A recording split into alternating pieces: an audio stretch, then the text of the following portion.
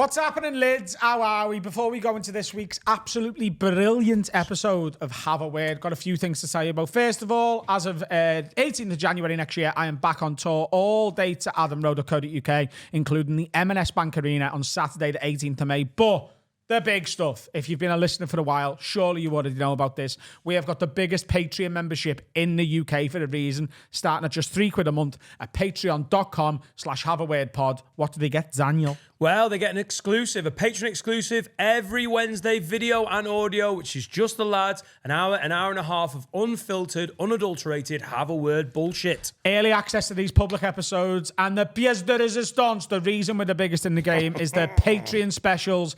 Every single month you get a special. So we've done 2 ghost hunts. We've done an uncountable amount of lock-ins. I mean, I could count it if I could be asked, but I'm not going to do that right now. Been to Nashville for the absolute three-part epic. We've been to Amsterdam. We've done a restaurant special. There's just so much. There's like 25 Patreon specials. It's the reason we are the biggest Patreon in the UK. And there's a brand new one every single month. And the ones in 2024 that we've got planned are bigger than anything we've ever done before. Go and sign up now at patreon.com/haveawordpod. And even from just £3 a month, you get all of the content. And there's more benefits if you sign up for £5 or £10. See it on the other side. Enjoy the episode. We've already recorded it, and it was a fucking belter. Wag wag leads, you're listening to the funniest podcast in the game from the heart of Liverpool with Adam, Dan, Sensei Carl and Finn. This is the one and only Have a Word. Brought to you by Manscaped, the very best products on the market for below the waist grooming. Go Ed, get on me.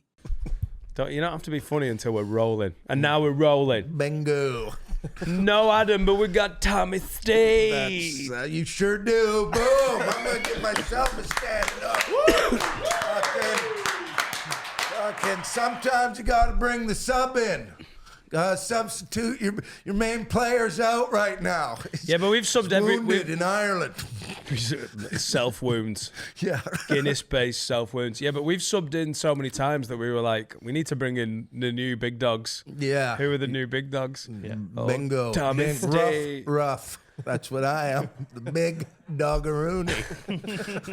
I'm here to help, Carl. Go for the Tom, but we love you. You know, I'm here to I love smash you guys it up, too. but then I've got to go to Peterborough. Peterborough is waiting for me, Dan. Whoa, what a day. And that is going to be one fun, 1/3 filled theater. Okay? I'm going to tell you right now, there's a guy that knows how to rock a non-sellout. This does. And thanks to my 2 other episodes on Have a Word podcast, I sold 8 extra tickets. Yes. Thank you. Thank you, Have a Peterborough. word. Ding, ding. The start of Tom's set is amazing. Like, come and fill these seats. Bam. Come on, keep going. Fill it. What are you doing on the balcony? Get off there. Peterborough. All right, well, I'm very glad to have you, man. Thank you very much, glad man. to have you. We love having you on. I know, man. Fuck, I even wore my best t-shirt, by the way. Fucking Carl noticed it. I did. I walked in. I'm like a girl. I wear something cool. I'm waiting for somebody to say something. I walked into the green room. Everybody just shook my hand, and nobody noticed. Fuck you, you duck and duck. I mean, that screams funny, doesn't it? Huh? Screams it. And then, Benidorm. This is the kind of merchandise you get. Oh, my God. So I came in prepared. I got the uniform on, and we're ready to roll. Do you enjoy Benidorm, Tom? Did I enjoy Benidorm? Yeah, dude. It was like adult Disneyland. Man, they had like. Have you been to Benidorm? I went years ago and it seemed like a trashy piece of shit. But yeah, well, it is a trashy piece of shit because men are trashy pieces of shit. And what do men want? Free shots, fucking go-go girls dancing in the middle of the fucking high street. Then me and my daughter, my 22-year-old daughter loves Benidorm. So she decides to take me. There's me, my son, his girlfriend, my daughter. We're walking down the strip. Thank God Trudy didn't come because she's like the classy one of our family. And so we're all down there. My daughter won't go into a bar unless she gets 3 shots for all of us. 3 shots. So it's 2 a.m. I'm wasted with my kids. We're sitting there, and all of a sudden we see we see Princess Leia roller skate in. And we're like, oh, cool, a Star Wars show. Then we see Darth Vader whip his cock out. and then we see Princess Leia and Darth Vader 69 in each other. And that's when I realized what a Star Wars geek my son is. He goes, does that girl know that, is this knowing that Darth Vader's her father? So we're watching now incest. We're watching Star Wars incest. Spoilers. And that's when I couldn't stop smiling. Spoiler alert. Spoiler alert. I mean, there is a real geek at work there that doesn't concentrate on the fact that her bumhole is on his face. I He's going, whoa. Princess Yeah. Leia and I Luke, instantly went there. siblings. Yeah, and they get off of each other in one What's of the going films. on? I know. Why are they all shagging each other? I know. Because the Yeah. space peas.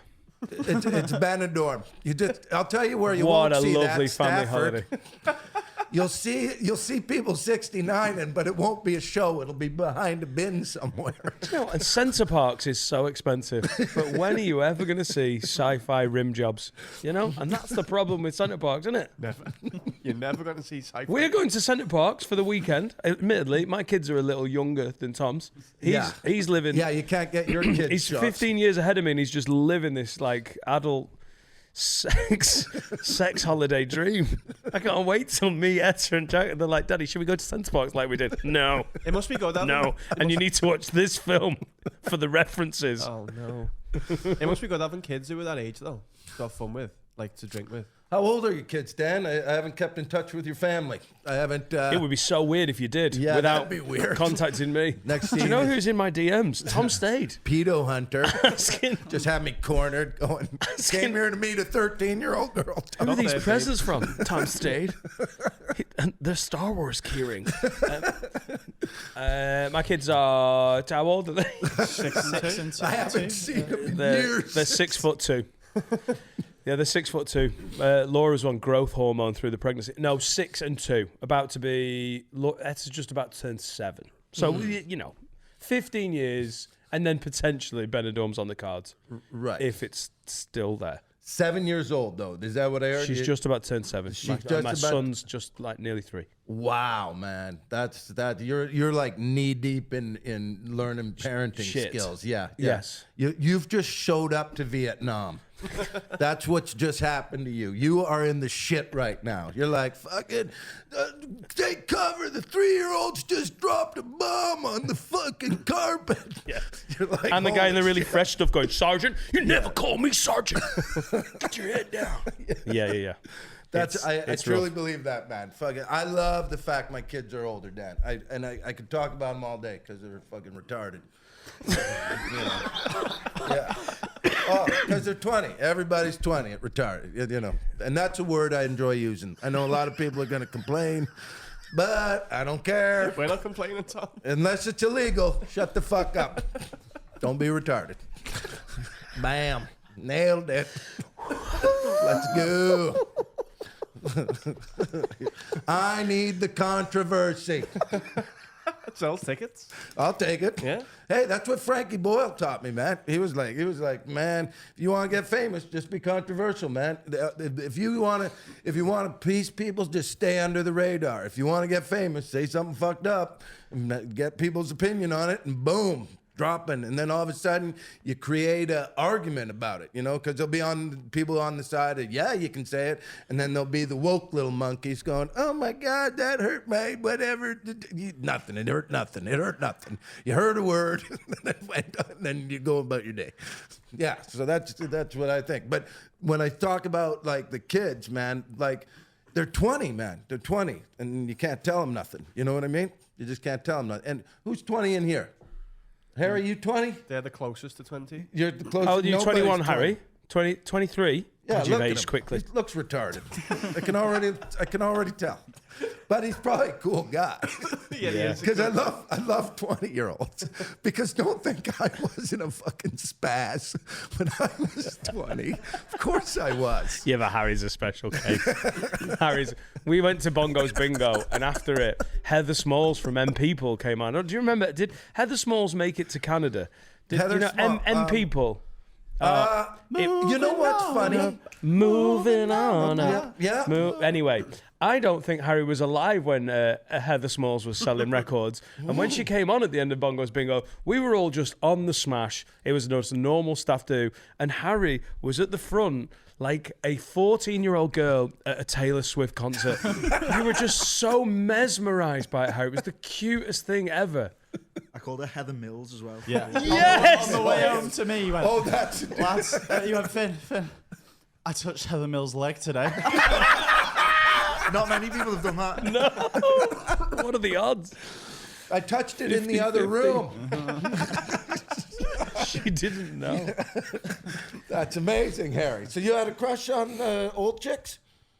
I mean, she wasn't that old, was she? She's in her 40s. Late Yeah, 40s, to you she is. Yeah, she looked good. That's a cougar coming at you. But she was like touching everyone's. I was like, dapping up, and I was dancing with all the girls. Was she touching hands? She was Or were like, you just touching legs? Harry got on stage. I was touching stuff. I don't touch stuff. I just touched Heather Mills' biff.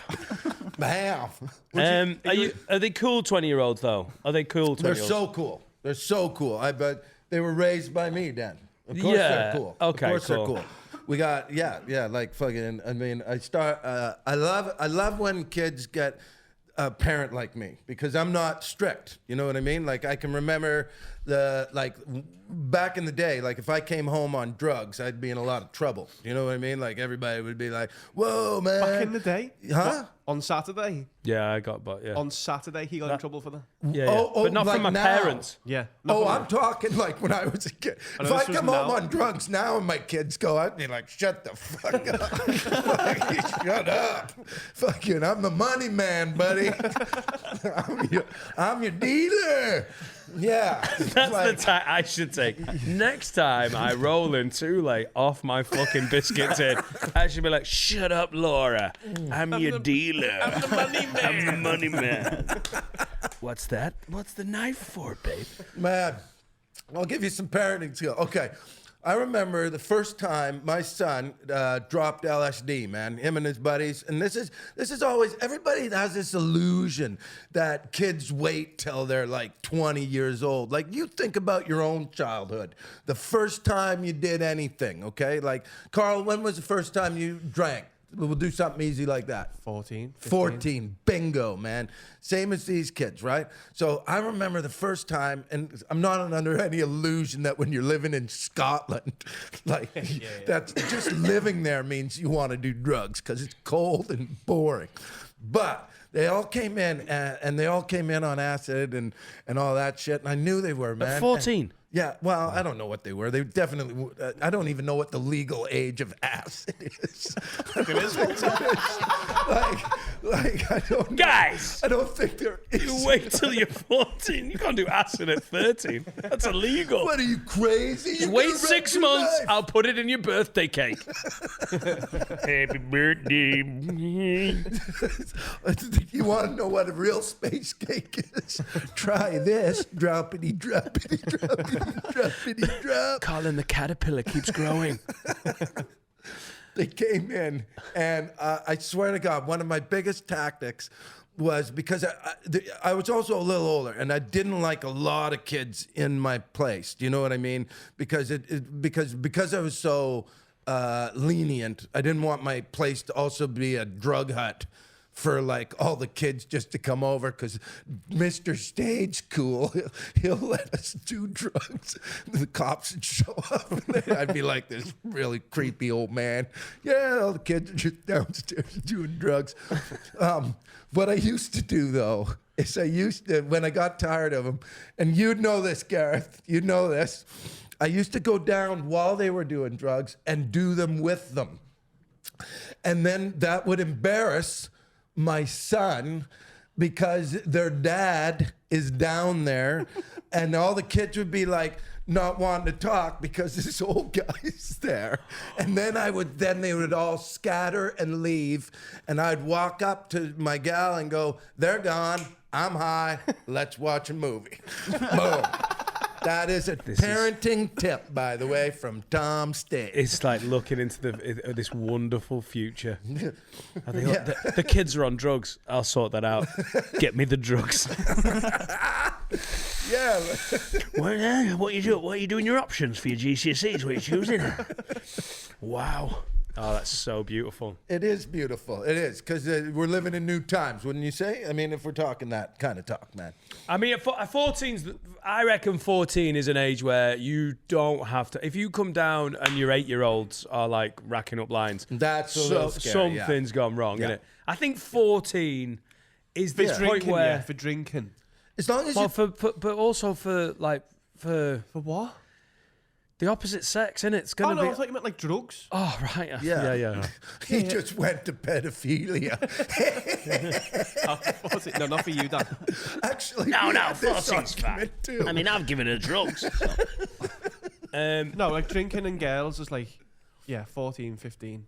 Yeah. That's As all. long as you're 14 and 15. Yeah, of course. That's You for know, the- like, yeah. like if Yeah. you're drinking and drugs, if 14 on 14 and 15 on fine. 15, Yeah. totally. If Ed's is 14 and he's a 33-year-old Amazon delivery driver, Now we're in a whole different level of. Yeah. Then you become an Amazon delivery driver Yeah. and scare them off. If I went downstairs and saw another 33-year-old doing it with them, I'd be like, "What the fuck are you doing?" one of these kids better be yours. Yeah, Tom just got a little bit strict today.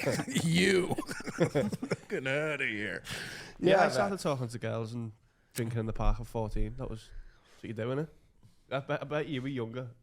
Drinking? Yeah. No, Really, yeah? no. He's half It was Muslim about though, the so same. you know. Like, yeah, 15. It's Wales, though, innit? When What's was your that? When was your first weed, Finley? 16? Oh, It's who'd quite you- late to it, late bloomer. considering, yeah. Who'd you do it with, and how did they get you to do it? Because the first time you ever smoke a joint is the scariest time Yep. because you don't know what you. Most of the time, like they drill in, don't do drugs, don't do drugs, don't do drugs, you know, and that's like your commercials and all that. But then you got that one friend that's got that joint, and they go, "So you want to smoke this?" What were you thinking when he passed it to you, Finn? I was kind of showing off. But it was boys and girls. There was like 12 of us. We'd gone and taken like a couple of disposable barbecues to a river by a castle, which is Wales. So we went. It's an Ed Sheeran song. Yeah. We went to this river, and then one of the lads twisted his ankle and was crying so much we got an air ambulance. And then after that, everyone was like, "Oh, we're dead stressed." And one of the lads was like, "I got something that'll sort the stress out," because we just had to deal with an air ambulance. And we were all carrying him on a Was it a stretcher. therapist? Huh? Was it a therapist? Yeah. Was it Tom Stade? It was better help. Air ambulances are scary, guys. I know. So I was just like, "Yeah, I'll try it." In for a penny. We went and had a KFC after. It was the nicest KFC I've ever had. Once again, Finn. Yeah. Whenever Finn does memory lane, it always ends up batshit. That could have been, we just smoked weed by a river, but it included an air ambulance for almost no reason. There was Brilliant. also a castle involved. When did you first buy drugs for yourself? Buy drugs. Like weed for yourself? Oh. When did you go, I want some of that for me? 18? I used to be like the shitty guy of being like, "I'll get my mate to do it for me." And I'd be like, "I'll give you the money, you go and sort it, and I'll give you a joint from it." Yeah. So I was like that's what I 18. did. Yeah, when I went to uni, I think. And it was a child. It was in Salford. So What was it was a child? It was a 12-year-old on a bike that came and met me. Oh, that's It all. was a 12-year-old who'd stolen an air ambulance. Every time Finn does drugs, there's an air ambulance. Fucking hell. Get off me helipad. Dropping drugs off in an air ambulance for Finn. I like that, remember you? Yeah, there was a little kid. He was like 12. Is that like, what's that called? County lines, is it? When they have the kids doing all No, I mean, yeah, it is, but that's usually from Manchester or Liverpool down the coast. Yeah. If it's actually in Salford, it's more like his front garden. Is that right? County lines is apparently, Okay. where like city drug dealers send fucking teenage lads on the trains down the coast of North Wales or into small towns to basically get other kids on drugs, and they're fucking hard as fuck Salford 15-year-olds selling drugs to like getting 14-year-olds from fucking Llandudno in debt. Yeah. And it's pretty bad, man. Like child soldiers. That's way better than a paper route. I would have taken that job. Yeah, you're getting some Like fucking some cash. drug dealer go, do you want to go to Clandeckin Dukin Dockin? I mean, you know what? It's wrong, but it's not a million miles off. That's not how you say Clandeckin. You fucking dick. I won't correct you, so it's fine. When did you first buy drugs for yourself? When I was 29. What? No, I don't. I'm terrible with dealers. I've avoided it. Like, I will still try and avoid it now. I don't know what it is. I get too polite and prim and proper. I don't know what it is. To appeal less Because I just, threatening. yeah. Like, hello, how are you? And they're like, dude, just buy the drugs and fuck Did you off. do the Yeah. cash handshake? Lovely. Is this a Vauxhall Astra? Lovely. How many miles on this? Can I have a receipt? They don't. I don't click with drug dealers. They're just. I'm not good at being like, yeah, all right, yeah, no, safe. You know, if someone gives me a number for drugs, I start putting spelling mistakes in the text to them on purpose, so I don't seem like a narc. Because What? in my head. I can't use a semicolon. You'll ring the cops. Yeah. In my head, a perfectly spelled like I like if it's a Scouse drug dealer, I'll be like a use about and like spell it how it sounds. You never use an Oxford commas. Literally, hello, lovely afternoon. I wonder if you could brave the traffic and do a little bit of a drop off. I'll have 2 drugs, please. I also don't know, like, if you've never used them before, you don't know what they want it to like. What their lingo is. Their Yeah. lingo, because Yeah. I remember one douchebag was like, yeah, just ask for tickets. And you're like, right, cool. So if you like, just let me know what you want, but just say I'm after 2 tickets if you got any spare. So you'd be like, all right, cool. And then you're like, as you're writing it, you're like, I Yeah, don't. but then what does he like? Nickelbacks, like cocaine or something? Yeah, What? can I get can I get It would be VIP? Nickelback. I'm looking. I'm looking for a suite. How would you ask for, like, I don't know, MDMA? Yeah, I love that too. By the way, so, yeah, I love the code lingo. Like the cops are on the other side of the phone, going, "What are tickets?" You know, This guy like sells a lot of tickets. He gets done for being a tout, and they find about 4 kilograms of cocaine in his room. yeah, this guy's scalping a lot of tickets. We came here for Arctic Monkeys tickets, and we've come away with a fucking drugs bust. Yeah, I'm not good at it. So if ever a mate will be like, "Oh yeah, I've got a number," I'll just be like, "Could you do it then?" Thank you. So I don't fucking ruin it by being like, "Good afternoon, lovely to see you." Oh, you've brought your child with you. How nice. A family endeavour. They used to.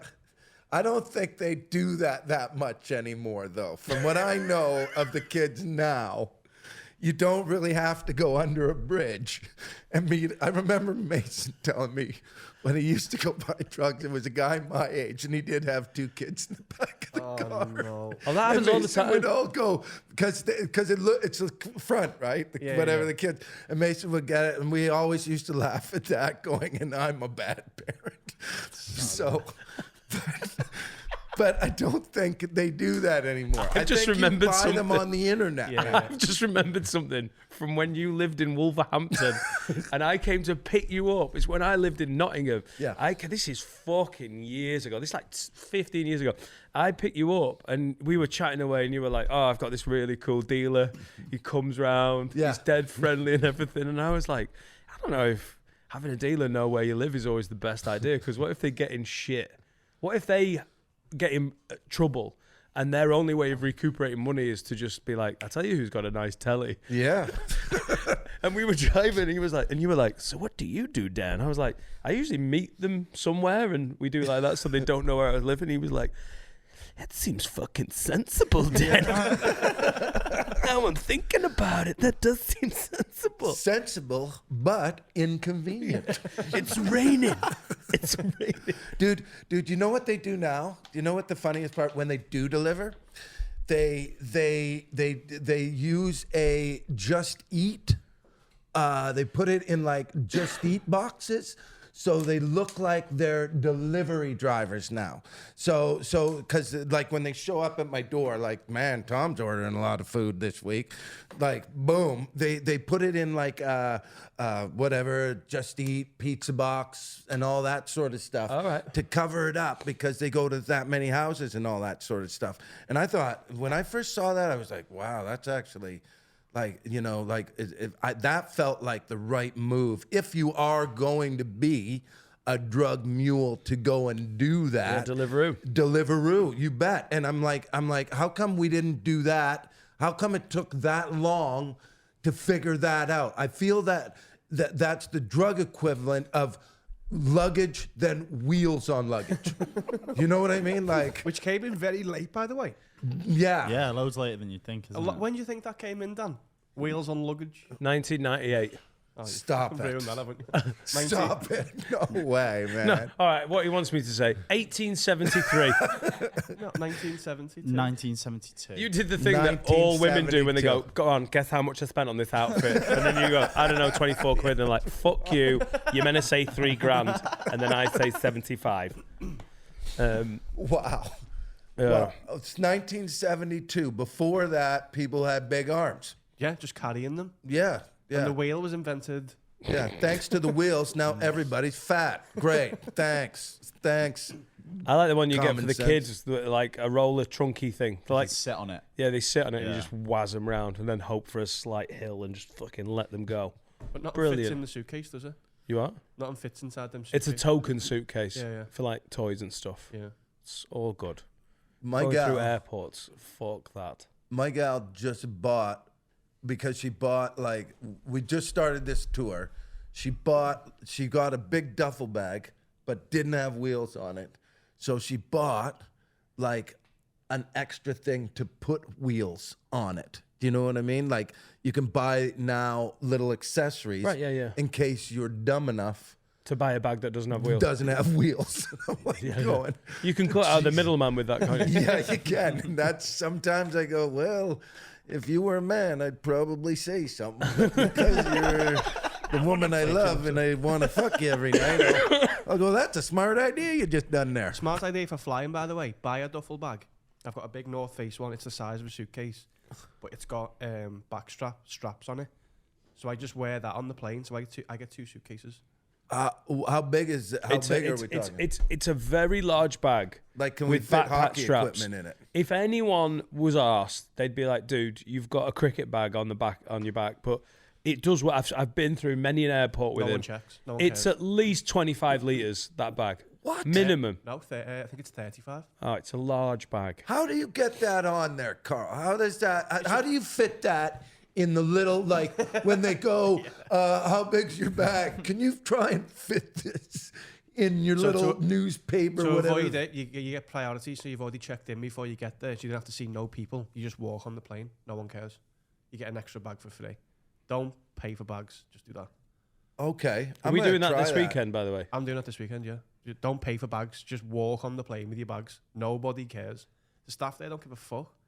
Really, man? Really? I'm going to try that, Carl. And not only am I going to try it, I'm just going to put newspaper in the bag on my first run. Just to make sure that in case I go, Carl set me up, that fucking bastard. No, so you Have a word. check your big bag in. They're like, wait, and then you walk in with another big bag. Okay. Carl, I'm totally going to do that. I've done it round the world. It works. Do it for Peterborough. Are you flying? Yeah. Yeah. I got You always fly to to Peterborough. catch it out of John Lennon Airport. Heading down to PBX. Where's the tour? What, you're in Peterborough tonight. You've Yeah. done the first half of the tour. I think you're on the same schedule as Adam because he's done his I autumn follow you half. all over the place. Yeah. Or you follow me. We've done same little. Totally. Yeah. You see the poster up like, You Tommy's betcha. coming. You know what? My favorite one was there was, I think it was Chorley. Do you remember Chorley? It was a little, tiny little theater. I love it. You know what the funniest part? It wasn't even a theater. It was like a room. Was it Chorley? It was like there's a bar and then you go into another room and it's not like a theater kind of thing. But what was that one, Gareth? The one that the Kasabian singer was coming after us. Yeah, Oh, come on. No, it was like up north, Carlisle. Yeah, Carlisle. man. It had a bar, little place. And It's the old fire station in Carlisle. Yeah. Which is one. Hey, if you're from Cumbria or anywhere near Carlisle, fire station. go that's and right. have a look at cool. the old fire station in Carlisle. The guy that owns that and runs it is so fucking sound. It's such a great Awesome. room. It's one of the best nights of the tour. And there is an element, we've talked about it here before, where you turn up to somewhere like Carlisle where not everyone can be asked going to, where they're like, mate, thanks for coming to Carlisle. And that venue was great. Yeah. What happened with Kasabian? Oh, no. This is where I felt like, oh, we're moving up, man. Because, like, me, I'm going, ooh, Dan's here. Ooh, Adam's here. Ooh, Tom's here. And then my first question is already, how many tickets they sell, man? Like, am I more popular than these two guys? And you guys are more popular. But anyways, so, I mean, Carlisle. But yeah, when Tom, I saw it, I was like, oh my God, I'm moving up in the world. If I'm watching, when I'm watching somebody move down in the world, obviously, because unless you're like doing a practice gig or something like Because that. Kasabian's... Yeah, they split up all that Yeah, shit. Tom Yeah. main guy was naughty. yeah. Oh, Yeah, He was yeah. a bad man. Yeah. Oh, he's the lead singer who's a bit of a... Yeah. Yeah. Where else you going? Let's do a little tour plug before the break. We've got it all. We've got it here, yeah. Yeah, where am I not going? Barely have Let's a day start off, there. Tom. Huh? You don't have a day off. You've got like 30 shows left. No, Yeah. where am I playing anyways? I think All I'm of them? everywhere. Hang on, speed round it. Absolutely The everywhere. next few weeks: Peterborough, Cambridge, Colchester, Cleethorpes, Norwich, Salford, Stafford, Lincoln, Helmsley, Bradford, Newcastle, Radlett, Cardiff, Worcester, Salisbury, Salisbury? Bath, Barnard Salisbury. Castle. Yeah. How's that one said? Alnwick. Alnwick. Inverness, Aberdeen, Port. Oh, Portaloos. that one. Portaloos. Omar, Belfast, Galway, Dublin, cogged Chorley, it. Kendal, North, Allerton, Redditch, Ivy Bridge, Tiverton, Barnstaple, Tunbridge Wells, ending it on the 17th of March in Southend. Bam. Thank you, man. You are on the road with Gareth Mutcher every day. Yeah, I'm hanging out Fucking with my the buddy. big That's dog. my boy over And there. Trudy with you for the whole tour. Is she with you? You bet she's my personal assistant. Oh, she loves Trudy Trudy, because she books our hotels, yeah, and she adds a little bit of class to our tour because she's that awesome of a person. But she's also a bit of a backseat driver, which I don't like. I don't like it when she's like, every time I almost kill us, she freaks out. Okay? I just don't like that. that. Mate, Laura puts her foot through. She's like a passenger. You Yeah, can see they're her, you can see her worst. brake foot going. You're like, chill out, babe. Yeah, Seneca Yeah, does that. I haven't was killed kinda- us yet. That's what I always say. I've done hundreds of thousands of miles, not one accident, but you're still freaking out on me. And you know what? It's an affront to a man's ego. Absolutely, it is. It really, really is. And every time I'm like, Trudy, can we just assume we're going to make it there without an accident? Because I think, watch this, Dan, I think when you freak out while I'm driving, More likely to crash. that's when the accident's going to happen. Yeah. Because I'm concentrating on this, and then you say, watch out. And then I look away. And then this Can already fucking see the hits me. oncoming lorry. Yeah. Thanks, Trude. My first accident, and you're going to blame it on me. Yeah, no, I'm the same. When she goes, hey, I go, don't do that because that's going to make me crash. I don't want to crash, so I'm going to do everything that I can to not do that. You don't have to go, hey, because that's going to make me. Where can we find guarantee- tour tickets for Tom? Oh, thanks, guys. Tomstay.com. Oh, mate. Yeah, Flicks. tomstay.com. That's cool, that little Tom Flick. Yeah, What was that, Tom Flick? Tom Flicks is all your bits on YouTube. But you Yeah. just released a special, haven't you? Yeah, and listen, my best album yet, man. The High Road just came out, and it's on your network. Spotify. Spotify. It's going audio. Going audio. Yeah. It can be the it can be the soundtrack to your car crash. Yeah. Tom Stade. It will be, by the way, because you'll be laughing so hard. but hold on. Claire. I want to say the album is getting lost, by the way. This is what because back in the old times, let's go back to when we were 14 and 15. Do you remember being in a car or in your bedroom with somebody smoking that joint and listening to an album. Yeah, Carl. And just listening for the air ambulance. Yeah, in a castle. We Near said a this last stream. week. Albums are gone. It's all playlists now, isn't it? Yeah, I'm bringing it back, man. I'm gonna bring the album back because it's way funner. I was just listening to a whole bunch of other people's albums. It's way funner listening to it and doing shit around whatever housework and all that shit. Like that's how old I am now. Used to be with my buddy smoking joints. Now I'm like, let's listen to a comedy album and do the dishes before the wife gets home. Fucking hang those up. She'll be so proud of you. Who's your favorite comedy album? to Tom, I listen to? told you not to smoke in the house. What? Who's your favorite comedy album to listen to? Who's your favorite comedy album? Oh, my favorite. Well, I got 3 top ones. Sam Kinison, Louder Than Hell. Patrice O'Neill, Elephant in the Room, and Doug Stanhope, Working Class Hero. Nice. Oh my God. Those 3. I'm always dark comic, man. Yeah. I was like pushing the line. Like that's my favorite. I don't like the nicey nice. Like, you know what I mean? I mean, I get it. And it's subjective. I always got to say that, man. Comedy is subjective. So you go, if you're a nicey nice person, go see nicey nice people. But don't get on my fucking case when you come to my show and all of a sudden, you know, I'm making fun of your L-shaped beef because you just shaved it with your man shaver and everybody That can reference see is it. coming. That reference Yeah. is coming, by the way. If you've just gone, I've missed that reference. That advert is coming, and it'll make it funnier when you watch the Manscaped advert. Oh, you've shot an That I think should be. That I think should be now. Yeah, Carl, put the Right, Manscaped. correct. We're gonna have a break and we're gonna do a Manscaped advert. Oh my God! Right, let's have a break. Hello, everyone. Now to talk about my absolute favourite sponsor, Manscaped.com, the very best in below-the-belt men's grooming. Pube trimmers, Tommy.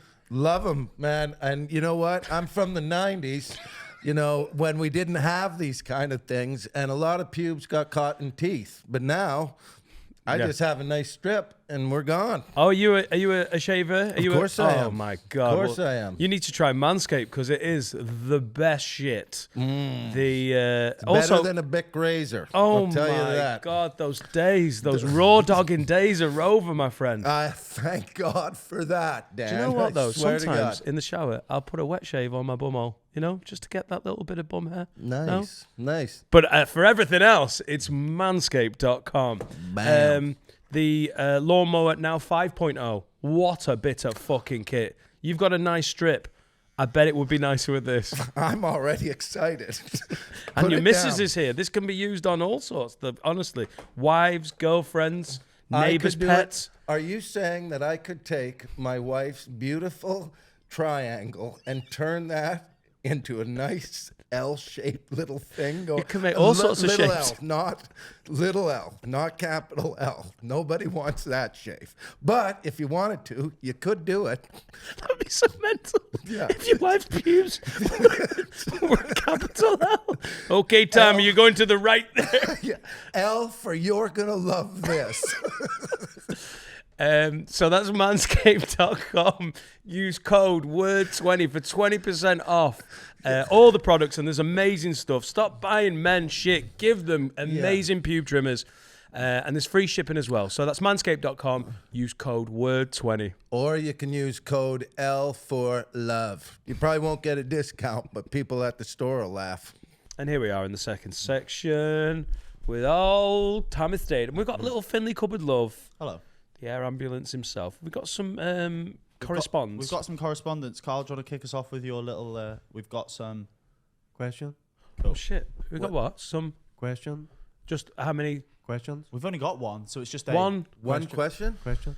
Great. We've got one question and a bit of some other correspondence. So this is from John Barkley, and it's a comedy question.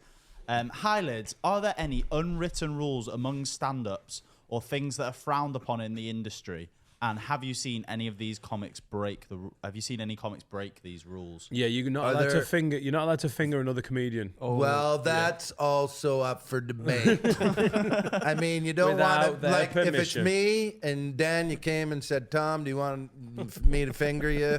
I wouldn't go, oh my God, get me a cab. I'd be like, fucking, all right. This is the Don't only way tell the Bristol nobody. Bristol junglers is good. Bristol jongler. Oh God. What's the question again. So can I ask the unwritten rules? Unwritten rules Of the circuit. So I'm guessing a lot of it would be nicking material. That's just That's completely obvious. Yeah, that's. Is there anything about bringing people on? Is there any rules of? Do you know when you're bringing someone on? Is there stuff you're not allowed to say? Ooh, wow. You know what? I have never really, because I hate rules. Number one, let's start there. No, comedians don't like rules. Isn't overrunning as an MC? Overrunning? And slamming it, and then bringing someone on and go, what the fuck are you doing? You've just done 15. I mean, if you Yeah. want to be popular as an MC, do your time, do a really Yeah. good job, do a little bit of crowd work and a little bit of material, and most comics will think you're great. Yeah. If you go on and do 25 minutes, which I've done, of crowd stuff, Turn and it into- really playful and like, it's literally like being a teacher that just goes in and just revs a class up and then goes, and guess who's got the second half of this class? I've seen that before. I don't know if it's an unwritten rule though, or if it's like I think it is. it's like an etiquette thing that I think good comics know the difference. But when you're young and you come through, you don't know, and you go, "Oh, I'm really good with the crowd." I saw 2 acts. I think it was like the Cardiff Glee. 2 acts that you would never assume had like knew each other or worked together before. I don't know if they did. And the older act bollocked them in the dressing room. And Who was it? Name and shame, buddy. It looked That's a bit, the funnest the part. thing is, I'll bleep them. there's no point bleeping it. But it's heavy-handed to bollock someone. But I knew exactly what they meant. Yeah. It's 25 minutes of nonsense where at one point they went, "Oh, get up and show everyone your thing," and like, it's fine. It's playful, but it's not good comparing. It will be frowned upon. No, because the compare, it's not supposed to be the compare show. The compare is there to warm that crowd up. It shouldn't be the, Mr. MC for 25 minutes. And there's a whole bunch of different reasons why it shouldn't go on. Times are there because comedians don't just do 1 gig a night. Times are there because they have to run. If you're on third and you got to make it over to the Banana Club or whatever, that's fucking 40 minutes away, and some MC drops a bomb and does an extra 10 minutes. That means you not only fucked that show up, you had a butterfly effect of screwing up a million different shows. So I would And even totally if no say one's that's doubling, an unwritten rule. and even if no one's doubling, if the compare does 20 and the first act does half an hour, you are eating into the attention span of a drunk crowd on a Saturday night for the last guy Another reason. who is the best act of the night. Unless you are booking your gig in a stupid way. Yeah. The best act of the night, you got Tommy on. You know what I mean? Like, if you've got a crowd that have just been revved up and their concentration span is gone, the night's gone long, you're ruining it for the best act of the night. Yeah. It's meant to You build. hear that, Gareth? I said do 20. What are the other unspoken rules? If you're a new comedian, do not sit at the fucking front of a gig you're on at. I cannot believe that this is something that other comics have to tell you. If you're on, or if you've been on, you're at the back. You're meant to be out of sight. If you're an act who goes on stage, does well. I remember Willie Robo doing this. Willie And then Robo. fucking, There's a and then stage name. sitting with some girls who were having like a girls' night out, and they was like, "Hey, do you remember me?" And sat with them and sort of hold on, didn't hold on. concentrate. Well, the next act was on. You're like, bad con. Wait a sec. Are you saying, Dan, that the guy went on Yeah. and then came off Yeah. and then sat in the front? He came off, and then in the interval was like, "Hey, do you remember me?" And they were like, "Oh yeah, you did I'm well." totally going to do And that. can I sit? I'm totally going to rip it in the first half, then come out and sit there and go, "Hey, Dan, how you doing?" You saw me, right? Fucking awesome. I was awesome, wasn't I? Yeah, I agree with you, though, Danny. Yeah, totally. I want to think of the, what else, so... I've got a question. What is the rules on walking off? Because Tom, you won't remember this gig. You've done thousands of gigs. You're the only comedian I've ever seen walk off a stage, and it was perfectly justified in my opinion. It was at the Frog. I was in uni, so it was like 2018. Okay. And there was there was a group of girls chatting the whole way through. Oh. And you were about 10 minutes into your set, and you just went, "You know what? Fuck you. I'm off." Yeah. What happens then with like paying? Do they still pay it, or is it kind of like? All depends if they like you, Finley. Yeah. Like, they Is love it? me. So here's the thing. Here's the thing with that is, if over your career, you've ripped it every night, Everybody fucking sees you rip it every night. And then there's those few nights that you're like going, you know what? Fucking, it's over. You know, there's no crowd control. Like in a club, you know what I mean? Like a club needs to have a little bit of crowd control. You need to have somebody walk up and go, look, there's other people here that have paid a lot of money to come and see you. And girls are the worst, by the way. I'm going to tell you that right fucking now. I remember doing one, we taped one show, and I said, could we please put the girls up in the front? Because I know they're going to fuck it up. And they sure as fuck they did. Because drunk girls, sorry, I'm saying it. Drunk girls in the front row, not great. Because they're sexy. It's their world, you know, and you're taken away from them. And also, Willie Robo's sat next to them. Yeah, Willie Robo's fingering them. Unwritten rule. But if you rock it, Finley, if you rock it and they know you're a killer, and that happens every now and then, nobody gives a shit. You know what I mean? Nobody gives a shit. Even though I think you should do your time, but just that night, whatever happened. But if you're doing it on like nobody thinks you're that great, and then you walk off after 10 minutes, yeah, fuck you. You're not gonna That guy, you're not going to see that guy. No. What But about Tom Stade, you know, come on. I imagine you Let's be don't honest. walk very often. No. I've not done my time once at the Frog. Yeah. In all my life, and if they never, you know something's gone wrong if on Monday morning you get a phone call. Yeah. That's the time when it's obviously there's been enough of a ripple effect that it's made it back into the office, and management have gone, yeah, I'm gonna ask what happened. Yeah. And I walked the at 14 worst minutes, call. went, this is unplayable. This was about probably a year after this night. It was just before lockdown, and I didn't get a phone call because all of the staff that saw it went, oh yeah. Yeah. It was just so bad. The police were called in the next in the next section. What about stepping on material? Is that a thing? What happens if you know Premise killer. like the next act's got something that you do? How'd you work that out? Premise killers. I don't like premise killers. I don't like people that hit a topic just for a little bit when you know you've got like an 8-minute piece on it, and they come up and they just drop like a one-liner, and all of a sudden, now that they've mentioned it, yours isn't special anymore. So, yeah. But that's irritating, but there's no rules about that, is there? The I thing know is, it is, but it's you'd one of come my across pet as a peeves, ball man.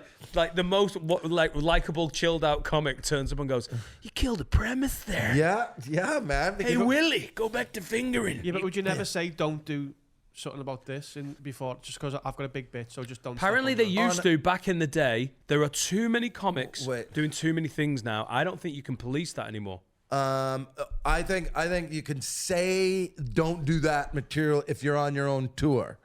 You know, like if I was sitting and Gareth decides to do his cocksucking bit, like, which is great. I got a big one on like 8 minutes. Actually, it's 13 minutes. I get an audience member on, and it's pretty full on.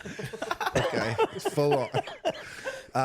By the way, I'm not gay. It's just a bit. Yeah, okay. It's prop comedy. But Gareth had the same bit, but he only did his cocksucking for 5 minutes. Pathetic. You know what I mean? So I said, you got to drop that. But I think if you're on the circuit, if you get to the stage first, then that's your bit. You know what I mean? That, like, if you get to the stage and then you do, me and you are doing we got the same kind of bit. Yeah. If you're on first, I have it. to drop mine for sure. Now, I don't drop it and go, thought that one was good. There's definitely been Take a look at it. instances of people doing their similar bit in front of someone because they know they've got their bit just because there's a bit of bad blood. Yeah. But it's very hard to prove. You can be like, you're a cunt. And they'd be like, what? Because it isn't a rule. If you're on first, you do your set. On the circuit. Unless you've nicked it, and then it's a different problem. And that's even hard to do now, man. Because I don't think, I think jokes now are like songs. You know what I mean? And chords. It's very rare that I'll see an absolute new premise from somebody. Yeah. What I will see is a premise told in his way that obviously will be similar to somebody's out there. So you don't The even Venn know. diagram, it's too big. Yeah, you don't even know if a person steals anymore or that they just thought. The only way you could say is if it was line for line. You know what I mean? Like sometimes if it's line for line, then you can. But Talk about similar, the DNA of a joke where you're like, it's too similar. the idea yeah, is Brendan too Reese easy. had one the same as me, man. The same as me. In 2019, I had a nice little bit about homophobia, that you can't diagnose homophobia. You know what I mean? Like, I don't get it, right? Because the bit was, you're like, arachnophobia. You can diagnose arachnophobia, you know, but you can't diagnose homophobia. It's not the same thing. Like, you don't see arachnophobias getting hammered and going, hey, let's go find some spiders to kick the fuck out of. You know, it's like, you know what I mean? Like, right?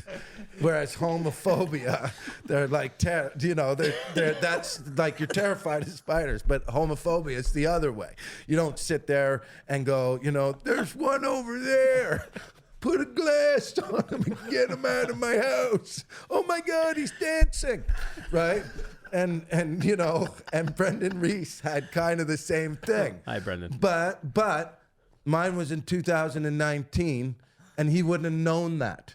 Do you know what I mean? He would not have known that. So when I saw it, then somebody, and then you get that call.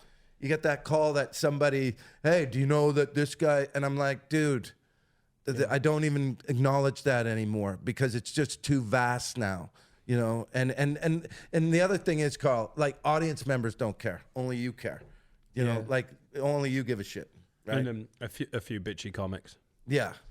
But then again, if you do it, do you find the comics police themselves, Dan? I think comics police themselves. Yeah, I think there's some, but you've got to have a level of you've got to be rated popular. Mick's pulled me up on a couple of bits over the years. Mick, who's on later, really, I think early doors with me, decided he liked me and played the big brother role. When I was getting a bit too big for my boots, took me aside a couple of times. He's class, man. You got to stop doing that. Like, he gave me some brilliant advice when I was getting really, a little like before, when you know you go on and you dick around too much. At a gig, he pulled me over and went, "It's too long, man. You're comparing. Set it up." And he didn't do it behind my back. He didn't bitch about it. He waited for me to come on stage and then just pulled me to the side and went, "That's too long. Right. You've got to set this room up. It's not about what you're doing." And I went, "Yep, totally." If it had been someone I didn't respect or like, I'd have been like, "Who's this cunt?" Maybe I would, maybe I wouldn't. I remember but you with saying Mick, that to me. With Mick, you don't do that because you respect him and like, yeah. Yeah, he's OG, isn't he? Yeah, I Yeah. get that. I think so. Yeah, I think comics will definitely. The audience members don't care. They just don't. They're just there to have a good time, right? You're there. Hey, you're like, for an audience member, you always think that they're like, oh, they're comedy audiences are so comedy savvy. It's not that. We've got some laugh. real comedy fans on watching this. I agree with that. But for the most part, when I go to a comedy show, it's like, hey, babe, I got this. Like, say I'm going on a date. Hey, babe, let's go have a laugh because I want to get in your pants. Or the girl's like, hey, bud, I want let's go to a comedy show and laugh and sit in the front row with the opener, and it'll be great. You know, and like that's what I think they do. They don't go home. No one's gonna They go. don't go Tom, home. stop fingering me for a second. Hang on, is that Is that a Rod stage? Gilbert premise that I've just seen on stage? Get your fingers out of my biff. I'm going on fucking shortle. In the majority, it's not really comedy savvy audiences. No, It's they're people who just wanna there to laugh. have a good time and a laugh because that's what it's there for. And I think that's what I mean by getting back to comedians can take it too seriously and forget that they're just here on a night, man. They're not like if I stole somebody else's act completely, the only people that would care would be comedians. If I stole somebody's act completely and rocked it with it, they would have the best night in the world, and they wouldn't go, like you say, going, ooh, that's a Rod Gilbert's bit. Yeah, Like, when and I'm Freddie not- Quinn I'm did not- his first gig, or one of his first gigs, and did a Jim Jeffries set. Yeah. Killed it. I remember I've that night. talked about it. He killed it in the room. Yeah. I was sat at the start, just beat the frog. I think it was like, must have been one of his first 4 gigs. Yeah. And I walked on stage and went, great, did you enjoy that? And everyone was like, whoa. And I went, he's ripped off a whole Jim Jeffries. That was all Jim Jeffries stuff. And they were like, oh, boo! Like, at me. Going, you cunt. I'm like, you and I'd been there long enough. Exactly what you were saying before about walking off and having the respect of a club. Yeah. I was like, you can boo me all you want, but that is out of order. And if he does it again, his Who fucking did that? Freddie Quinn. Stop it, And then man. afterwards, I got off, and then we called a break, and I went to find a young, still fat Freddie Quinn, and I went young, over, Fat now. and he went. Because he's got wheels on his luggage. That's why he's fat. He went. I'm so sorry. I didn't know. I was like, well, there's rules, and I know that disability bit that you did. It's a Jim Jeffries bit, and he went, yeah, it is. It's my favourite bit. That's why I thought I'd do it. So he was doing a tribute act. Yeah. But he'd never been to a stand-up night. He Oh, didn't this know is the early rules. doors, This early is Freddie. literally one of his Okay. first 3 gigs, and then he never did it again. And now he's a fucking great comic. Yeah, he's awesome. I didn't know that. But do you think so you're allowed a few get out of jail free cards when you're young? When you're new. When you're new. Yeah, I can see that. Yeah. Do you know, I actually think if you're talking about unwritten rules, I know this has gone on a long time, there's something about a dressing room where I feel like there are so many unwritten rules. The stage is a bit more difficult and complicated material and people's sets and timings and everything. But etiquette around a dressing room, like if you're on, there is a limit of how many people you can bring in that dressing room before you're being a dick. You're allowed to bring your missus. Yeah. You're allowed to bring a mate. Once you're on a second mate and there's 3 of you for the one comic you are, and then all of a sudden you fucking Bezos in the fridge going, oh shit, are these free? You're like, I'm so guilty of that, by the way. Oh, you've got the entourage. Oh, yeah. The amount of green rooms I've been in. Oh, and Dad, someone's you would left. hate me, man. Some nights I'd walk into the comedy store. There'd be like 5 people with me. And I'm like going, well, they're my agent. So what you going to do? Someone will go, lad, who brought your fucking dad here? And it's some kid trying to be funny in the green room and everyone's just trying to be chilled. Yeah, I'll be funny. in the hot water dressing room, which is basically like a green Get cupboard. your dad your out the dad? green room. Your dad. Your dad means like your uncool friend who's like, hey, your I'm- dad. Yeah, like it's like you imagine you brought your dad in, he's trying to be all funny, but he's not. Yeah. It's bringing your friend in who's trying to like play the room, and you're like, what? There you go, Tom. You're learning Scouse. I am learning Scouts. I've I feel like had 4 years of it. hey, Gareth, you're my dad. What's up, dad? You see, I think that How's it going? makes I'm gonna Gareth, that figure makes out how to say it. Tom's your dad. Yeah. I can speak Scouse to a GCSE standard. I'm gonna throw "da" around all day today. That's my new word. Shall we do some confessions, Finley? Should we let Tom listen to the jingle and see what he thinks of it? There you go. Okay, what's the jingle? This is the jingle. It's for confessions. You need some pills, Tom. Whack that on. Oh, okay. We'll Hold get the on. drugs. You're gonna Yeah, need I some hate pills. putting earphones on. I always feel like that 17-year-old on a bus that's just a dick. No, you'll like this. Okay. Very Indian. Oh, now we're dropping it. Ah, it's a sneaky one. Adam did this without headphones. It's so lame. You know when he sits here when we play jingles and he hates it? How can you tell? This is my Robot 80. Fucking dad. Oh, sweet. Yeah, that's cool. Did you do that yourself, Finley? No, I did not do that. And you call yourself a musician? No. Boo. Lovely, sorry. by the way. Love it. Whoever did that, sweet. It was a And that's listener. coming from the heart for me. It was a listener. You're my da. Yeah, was it a You know what I'm saying, da? Buddy. Oh, you saw your dad. I still don't know what a lid is, by the way. Like, I get, you guys always say lid. So lid's a contraction of lad, which is like, lad. and it like A instead of contraction of lad. like you. So if you by mix it, you could say like hello mate. right? That's Hello. like we'd say hello lad, and lid is a contraction of lad, so it just means like Dad, I led. Oh, so It's it's so still an Scouse. A, but No, it's you can't pronounce it properly. no, it's just the next like level of it. Just the evolution of it. yeah. Oh, okay. But So a no lid- more lid, no more lad. You would never say lad. No, we would, but like lid's just the thing that we say here. I think we Oh, were here, initially okay. when lid became so. The reason me and Adam found it funny is I've because always wanted to it's ask that so question, by the way. scouse. It's gone from like I lit, like lad has become so ridiculously scouse, like lit.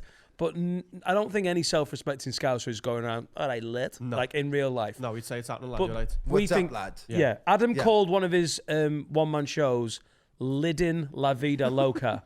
And I thought it was the Gay. funniest, stupidest thing I'd ever heard. That's your dad. Yeah. I second that emotion. So So lids are our listeners. I get So we that. call our family I members. get that. I get the lids are, but I never wanted to ever like why lids? Like was it also- because they wear hats? we also have a few Like, dads. a few does. They're usually in the comments. Thank you for clearing that up, Sensei Carl. You are welcome, Tom. Okay.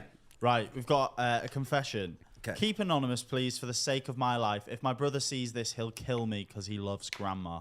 So basically, for the last couple of years, if I go to pick my dog up or drop something off at my grandma's, I move random objects in her kitchen from one side to the other, vice versa. This has always been quite funny because it's my little secret, and when she brings it up in front of everyone, I just go, oh, grandma, you're losing it. Well, she lost it. I stuck her washing up brush to the top of the cooking vent. She got on a chair to stand on it to pull it off. Fucking hell, this is bad English here. No offense. No, actually, offense to the person that wrote this. Loads of offense. Well, she lost it. I stuck her washing up brush to the top of the cooking vent. She got a chair to stand on to try and pull it off. She fell off the chair, hit her head on the counter, and has died. I feel terrible. Should I tell my family to end the guessing of what she was doing, or should I keep this secret? Cause YOLO. Totally keep that a secret. How many That's- times do we have to say the confessions are not about you Like, admitting now anything? I have to call the cops. I have to call the cops now. Sorry. Guys, can we all meet? Well, I just think it's time for a family meeting. I killed Nana. You fucking keep this to yourself, you stupid Even cunt. originally, why are you trying to make her feel like she's losing it? That's so sad. Yeah. Yeah, I mean, I get the funny. I get the funny because maybe his grandma was the Marmite here. She left it on the top shelf, don't you know what I mean? What? My washing scrub was over on the. I swear to God, I put it here yesterday. That's so sad. I get it, but maybe his grandma was cool with him, right? Like, so they had a laugh joke, that yeah. way. But just taking it that, like now, it's not just moving shit and her walking in going, Yeah. what the fuck? I used to have my, I don't know. Why is the kettle in the It's fridge? relatively innocent. Here. It's not But like then he it left her became- marigolds near an industrial lathe Yeah. or something. He's not done it. He's not killed her on purpose. He has killed her, though. He has killed her, She's though. dead because of him. Yeah. That's manslaughter. Well, she's dead That's slightly sooner. manslaughter, totally. She's dead slightly sooner. Yeah, he turned something funny into a fucking dangerous scavenger hunt. Yeah. Yeah. So, dude. And got to pay off. Don't tell your brother. Here's my thing. Don't tell your brother. Don't tell.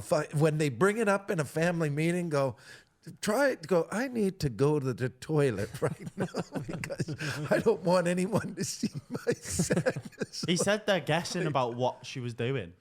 Because why Might is have been there a trying to chair hang out? herself. Yeah, that's might be one of the theories. They Or maybe he's also lying, Dan. Maybe he did do it on purpose. Ask the guy, were you in the will? Oh, that's also another thing. Like maybe grandma did die because she was going for a brush, but guess Mr. Anonymous got an extra 25 grand. Yeah. And how old was Granny? There's another one. Was she 50 because she lived in Liverpool? Or was she like proper 93 and this bitch has got to go? Why is she climbing on Family chairs? meeting. Listen, do you like your extension? Yeah? Say thank you to this guy. I think no, we're not. You're not absolved. There's got to be some penance. However, Oh, yeah. They what? can't be admitting it. Is though. it helping the elderly? Yeah, yeah. Never I don't admit think he that. should be trusted around the elderly. Oh, like, right. I feel the first read is like you should go and do some charity work with the elderly. Yeah. But how many more will you kill? Yeah. And by the way, we Jake will be Garrett. sending this email to the police. This is how Shipman started. Yeah, moving washing brushes. Harold Shipman started small and then ended up killing 260 old people in Hyde. He moved a salt and pepper shaker and then thought, I'm going to kill 200. The accidental Harold Shipman. That's how we started. I don't know how you do. You stay away from old people. What do you need to do to absolve himself? Is his mum still alive? Kill her as well. Let's assume, yeah. Let's assume You that need to do something for her because you've broke her heart. Her mum's dead now. So what do you mean? What does he have to do to? What do we think he should do? Yeah, what's his punishment? I think you should definitely spend the inheritance money on a stool. No, on a stool with a plaque with her name on it, and put it in a park somewhere, and let the children play with it. A little ladder. Little ladder. This one's for Betterall from Anonymous. Yeah. Granny from 2019, and then put watch your step.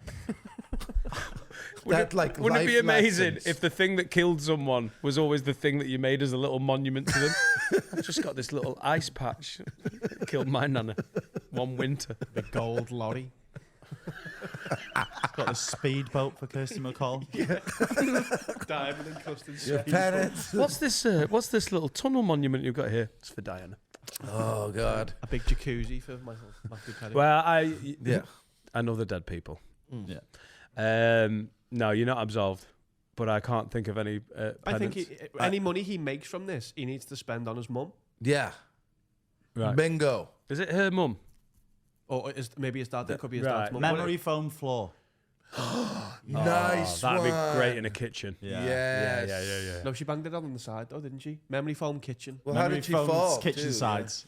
The horse is bolted. Yeah, but then again, the bitch couldn't use a stepladder. Their fault. I mean, there's also that. Yeah. Oh, he's absolved. Like- It was her fault. Yeah. Yeah, it could be her fault. Open an old people's soft play in your Like, local area. I've been on a lot of stepladders. Yes. Old people. Bingo. Yeah. Good luck getting the Ding-dong. insurance for that. But oh my god. A play center for old people. yeah. Malcolm, I'm going down the slide. There's like a stair lift up to the slide. There's just a stair lift back down again. It's just a stair lift going up and down. Oh, I'm alive. You know what, Carl? I'd actually go to that, by the way. I'd totally go to Oh, the smell that. How of it. old do you have to be on here? It's minimum 60, I think. Cool. 7 more years. Bingo. Yeah, I'd be there. I'm jumping in a ball pit with Let's- old people. Let's have a break, everyone, shall we? Now then, ladies and gents, time to talk about my absolute favourite sponsor. It's NordVPN. You know what a VPN is now? I forget. You forget. But they're still your favourite sponsor. Absolutely. A VPN is a way to upgrade your internet security whilst also giving you the ability to set your location to anywhere on God's green earth for your internet provider. And it means you can watch films on Netflix that aren't available on the British Netflix by setting it to another country like Uganda or Mozambique or Tunisia or the States or Canada or Mexico. Wherever you fancy going on holiday, you don't have to get on a plane anymore. Just get NordVPN and off you pop. You can watch the Footy. Watch the footy when it's not broadcast on British channels. 100%. You can set it to another country where they are broadcasting it, sign up to a streaming provider for it, and watch it there. And here's the thing. If you go to nordvpn.com/haveaword, you're getting 72% off and 4 free months when you sign up for the 2-year plan. It's the best VPN in the game. It's the one I use, the one Carl uses. It's the one Dan will use when he eventually figures out what these things are. Dan, what's the website again? It's nordvpn.com/have a word. 72% off and 4 free months with the 2-year plan. Go and upgrade your internet security and go on a little web holiday to Turkmenistan. Nice. Some of the best Netflix. And welcome back. We have the amazing Mick Ferry. Oh, Michael J. Ferry. Like Jay, I like it. I love making up If I end up people's with initials. Parkinson's now, you're going to end up guilty. My dad had Parkinson's, it's what killed him. So thanks for that. Thanks for that reminder. Fucking straight away we started. Mick, did you know Michael J. Fox's middle name? Not begin with J, Andrew.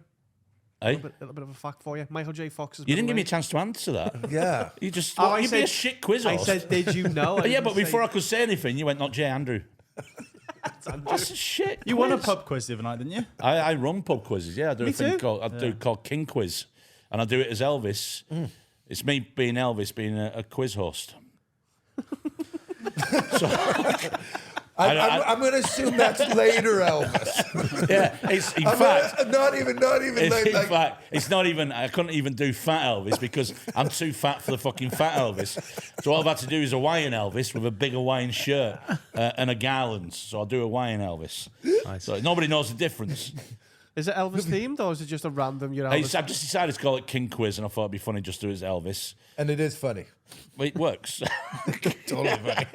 Do you do a bit of singing, Mick? I feel like you could sing. I do rounds Elvis mumbles and musicals, and then I do Elvis acting masterclass. So I'll do lines from films as Elvis, and yeah, I'd say Where's this? it's at my local pub called the Banktop Tavern in Oldham. Wow. Yeah, Cool, man. yeah, it is cool. I'm a quiz master. The as things well. you'll do to get free beer at your local. Yeah. Oh yeah, and we have a toilet on the stage where we keep the prizes in. Yeah. It's called What are the prizes? It's called What- the Toilet of Destiny. It's stuff I buy from Poundland. I just thought it was apt having a toilet on stage as if I'm being Elvis. All right, I got a new washboard. Yeah. The prize for my next quiz is $4,000. What? The prize for my next quiz. I fuck around with fucking shit like that. I mean, I haven't got a following. There's about 40 people turn up. That's The a people follow. who've got no homes to go to, you know what I mean? So it's a Sunday night. I do it every now and again, and they like it. I love it. Yeah, it's great. You should come along. I'll come. Yeah, I'll do, yeah. I want to totally win. I want to win a toilet prize. I want to kick ass on the toilet prize. I see Tom stayed at a pub quiz in Oldham.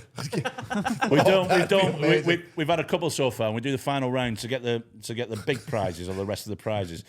So we had a wrong and prison sentence higher or lower. So I started off with R. Kelly because that's easy, and the next one was Rolf Harris. That's lower, so it gives you an idea. So it went up in scale. So I think Bill Cosby was the last one. 3 of my heroes. And then, Mate, that is a fucking Mick, brilliant idea. I am borrowing these and ideas. then the last one we did at the end was guess what they died of. They either died having sex or just died in the sleep.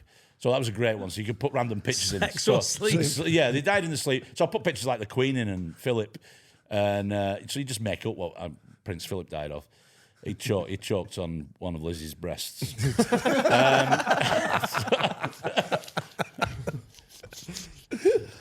Oh my So yeah. god. So, That sounds yeah. fucking quality. Yeah, it's all right. Yeah, it's fun as Elvis saying "strangle wank." How did Philip die? A strangle wank or in sleep? Wasn't Robin Williams a strangle wank? Huh? No, he was on set dementia. I think he took his own life, Robin Williams, didn't he? Yeah, he did the old knifer, right? I thought it was a he did the old slit the wrists. Keith Carradine, he's a funny one because he reckoned ninjas were after him, and he did himself in a wardrobe. Wanking, I think. Oh, That's the way I want to go, by the way, Carl. Wanking in a wardrobe. Well, no, in You fact, betcha. if ninjas are ever It's in after my you, will. wanking a wardrobe, They're afraid of wardrobes and wanking. strangle wanking a wardrobe. The Lion, Great the Witch, album. and the Wank in the wardrobe. You'd never go your to the back dress of that off, wardrobe. would you? The Lion, the Witch, and the Strangle Wank. That's awesome, man. Yeah. You two know each other. You go way back. We go we're way talking. back. Oh, yeah. We're talking big dogs of UK comedy. He here. was his first ever gigs in the UK was at Frog and Bucket, and I was there. Yep. When are we talking? 2000. 2004, 3? Easy. 2003, I think. 2003, yeah. Were you born? Yeah. It's a long time. Wow, that's going back. Like, Yeah, that's going fucking back. Yeah. heavy.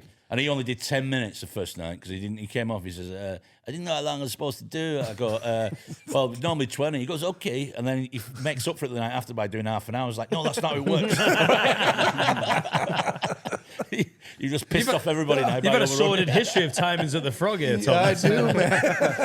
So when he had, Maybe it's that club. he had a fantastic joke at the time about the Great Wall of China. Ooh, You remember it? classic. You bet you. Yeah. Used to smoke joints. Yeah, Like, a Great Wall of China. It's not a Great Wall. There's a wall where I live where you can smoke joints and the cops can't see you. from the road. Great Wall. I love remembering your old jokes and you don't remember them. You don't remember your Burton. I remember more of Tom Stade's old jokes than my old jokes. I'm similar. I'm the same thing. What did we hit? Yeah. Tut-tut? I love that. Love that bit about roadkill at the museum. We did it last time you were on, but it's still so funny. Who got the walrus in? Who hit the walrus? Men are physical and women are mental. Yeah. I've seen him do his acts with a guitar. Oh, that's yes. scoring way back. We were in Singapore, me, you, and Jared. Christmas, so he gets to One of my favorite tours, by the way. It wasn't for me and Jared because the fucking gangsters that ran it hated us, didn't they? Me and Jared. Do you remember that night They that were we gonna were sack- there? Because in I fact- went up to them. And Thank you. Well, you did it in front of us, which I'm pleased you did, but slightly not. So this is a tour of gigs in Malaysia. They Yeah, I take got- 3 No, acts Singapore. out. Singapore. Yeah. Okay, so it's just Singapore. There's not like a... no, there was no okay. extension on it. All right, No, okay. we were out there for a week. How many gigs? Like 2 gigs, 3 gigs? We did about 4 or 5 gigs. 4 Oh, or they've 5 got the gigs. money's Yeah. worth. Yeah. So we were out there for a week, 4 or 5. And the first night, so Jared MC'd, I opened. Me and Jared didn't have a good time. It was our first time gig. Even yeah. for Jared, even though he's from New Zealand, we didn't have a great time.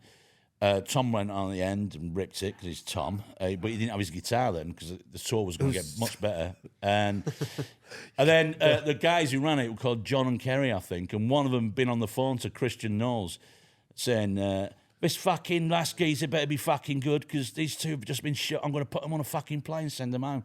So we were having a drink at the bar and he goes, hey, Kerry, why don't you tell Jared and Mick what I heard you saying on the phone?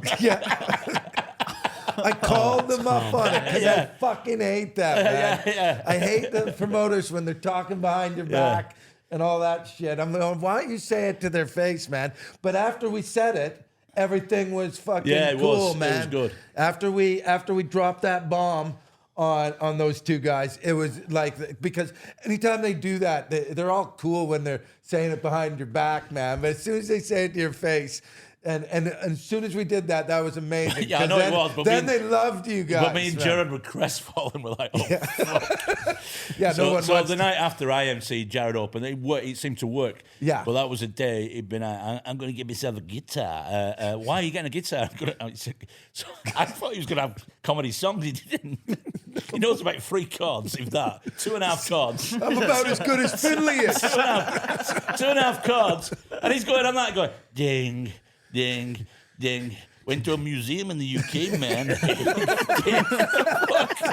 You just did your set Yeah, with the guitar. basically. Anyone been to Yeah, China? man. Gonna But great wall. he told me, he said, "You watch it, I'm gonna get an encore," and he did. He got an encore every night. They thought he was a And musical I want to genius. say this, that was before Dimitri Martin ever showed up, by the way. That's hilarious, man. And he was, he was amazing. He spent so much money on. He was believing everybody's price because in Singapore you go to the markets and they tell you we've got a special morning price, we've got a special evening price. You were the And king at that. He'd run off and go, "Oh my God, they got a special morning price on cameras." You were like, what's Quickly, Mick, it's nearly midday. But we went to. He'd left his glasses in London, his spectacles. So we found this was fucking. I actually literally bit a weekend. You came with me to the thing. Yeah, it was a little opticians. It was like half on the street and half inside. He goes in and gets an eye test, and you return 2 hours later, and got the glasses made, these bifocals or whatever it is. Yeah, you wear. So this little guy says, "Okay, we try." I'm going to have to do the accent. He goes, "Try your Do the glasses." accent. Try your glasses. Oh, you so he wanna cut takes him that. onto the street. So he says to Tommy, he goes, "Can you read that sign?" And Tommy's going, "Yeah, man, I can see that sign. These are brilliant, man. Can you see that sign?" "Yeah, I can see that sign." Then Tom points to something in the distance. He goes, "Hey, I can't see what that says up there." And this guy goes, "Where?" And I'm going, "Up there." And this guy says, Tom goes, "What, you want to be a fucking pilot?"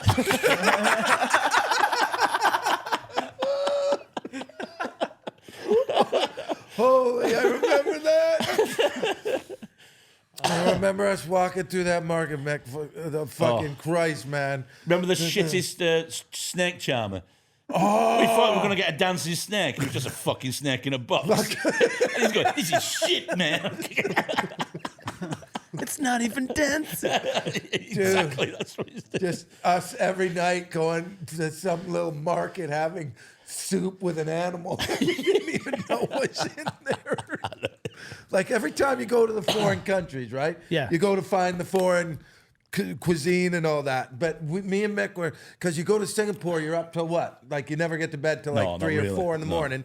And they have like cafes at 3 and 4 in the morning But the problem is you can't read any of the menus, man. And you're like, oh, I'd love some soup and all that shit. And then you're like, get the soup, and you're like, octopus. Yeah. Like, what? I think. Octopus Oh, with no. noodles. And then you don't Guess want to. your meal. Yeah, and then you don't want to taste it, but then you taste it. And you're like, fuck, I never knew I would like We went to octopus. we went to that steam restaurant where you steam your own food. It was the shittest thing I'd ever. So you get your ingredients. They ask you what you want. So we said pork and some vegetables. And they've got a vat of boiling water on the table. You just put your food in, and then pull it out and just eat things. Steam. Excuse me, this doesn't fit in with my white privilege. Can you cook it for me? I don't know with my food fussiness if I'd be all right with that, or if it'd make it so much worse. Like if I don't like normal stuff over here that I don't know, I might as well be in a country where I have no idea what the fuck anyone's eating. Like everyone, it's like a level playing field of like, what are you even eating? I think we should get you to try some different foods from around the Foreign world. foods. What Is it true? Because I saw Yeah. that and I'm not having it. You had fish and chips for the first time. Yeah. I'm sorry, I'm not having that. You must have accidentally eaten fish and chips at one time. Yeah. You can't how get do to you your age accidentally without eat fish and actually. chips? You must have done. Mickey's never eaten an egg. Fuck off. What? He's never eaten an egg. We're playing the down and food hits. No. He's never had gravy. He's What from did- fucking. Have you ever Preston. had meringue? Lemon meringue? Yeah. Love lemon meringue. There's egg in that. Yeah, I'm not anti-egg. Well, it seems that you are. I mean, it's not like a political stance. Anti-egg. What did Mate, you Exactly. If eggs tasted like a fucking lemon pudding, I'd be eating eggs all the time. And legs. Legs. What did your mother feed you, Dad? Like, what did your mother feed you? How did you even grow up? Wait, well, he finishes just asking. Go on, now tell him. Yeah, what did your mom feed you? You know, one it was meal? it was a limited. It was basically cheese on toast and a plate of fruit every day for about 14 years. Stop it. Yeah. And then That's like, the laziest bitch I've ever heard about. and then a fromage frais and like a club biscuit at the end. That I was love our the treat. club. Yeah, I really love the club. orange Or a mint. penguin. Club. We would argue about the colour of wrappers when we were kids. I had two sisters and a brother, and nobody ever wanted the green or the orange wrapper, even though it didn't affect the taste of it. You either wanted the red or the blue wrapper. Penguins didn't do it for me. What's up? Prefer black rappers. They're usually the better Do the ones, voice. aren't Do the No, voice. no. Do the voice. Why are you so scared to do the voice, man? they? What voice? What? Come on, you were doing it I'm before. always assuming whenever I hear Do do it the now. voice, it's got to be, obviously, it's not from this country. I'm not doing a black rapper. Oh, voice. sorry, I meant penguin. What's up, bitch? You can do. You're from Canada. Yeah, Of course, there's black rappers from Canada. the black rappers Drake. everywhere. Drake, yeah. Huh? There's one. One's from Drake. Liverpool. One. Carl. Yeah. It is. I'm not doing their voice either. 5 white guys. Exactly. Where's the best But place? I've been influenced. Where's the best place before anyone does this voice? Where's the best place you gigged abroad? Where's the one Yeah. where if I said, look, there's $2,000, you get to do a week over there, couple of shows. Where's the place you'd like to go back? Because you've done Hong you Kong. must- right. Fucking mental. It's fucking brilliant. It's like Gordon Sumner's got the best description. It's like living inside a pinball machine. It's fucking bananas. It's, really? It's insane. Is it just because it's so built up? Like it's actually quite small and they've just had to build But it it's up? 20. It's 24 hours a day, non-stop. Brilliant, superb, and And the gigs are good. Who are you playing to when you're the out in gigs are Hong not Kong? that good. No, they're not. They're not.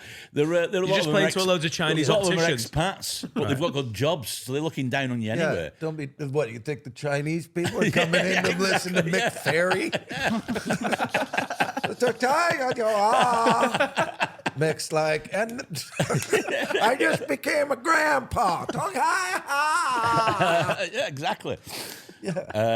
So that's where have you ever heard that old routine I used to do, which I can't do anymore because it involves a lot of accents. But that's where I thought you had to talk with an accent to get by, was in Hong Kong. That's when I was talking to taxi drivers in Chinese accents. Yeah. But they understood, they didn't understand my northern accent. As soon as I used a Chinese accent, they just understood it. But As soon as you do pidgin Chinese, basically, basically, you get away with it. yeah.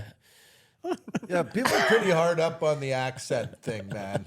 Like, Yeah. I think I don't know. If you're a certain age, I think you should be able to do the accent. I think it's like my Ivory. grandparents agree with you. Yeah, yeah. Your grandparents would be funny, but like if you're a certain age now, you shouldn't be allowed to do it.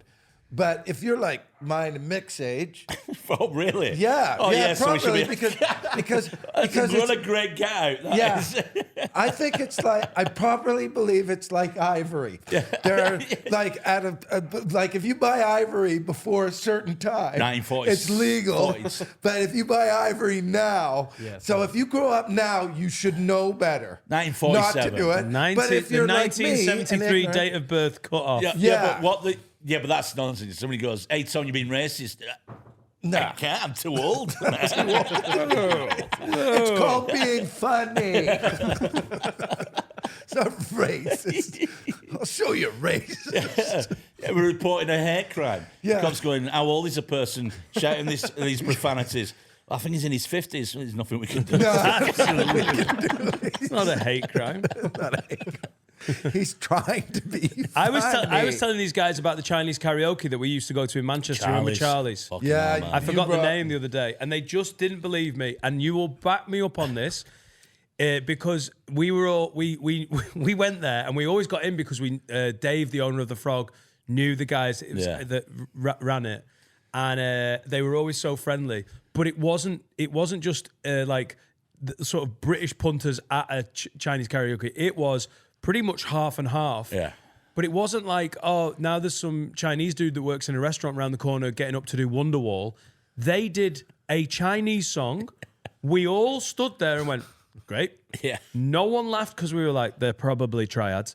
And then we did one of ours, and they respectfully just sort of watched you do it. Yeah. It was this weird cultural like tennis. Yeah. Oh yeah, They used to always do like what seemed like soppy love songs in Mandarin. They're always like the maudling songs. I'm not going to do them.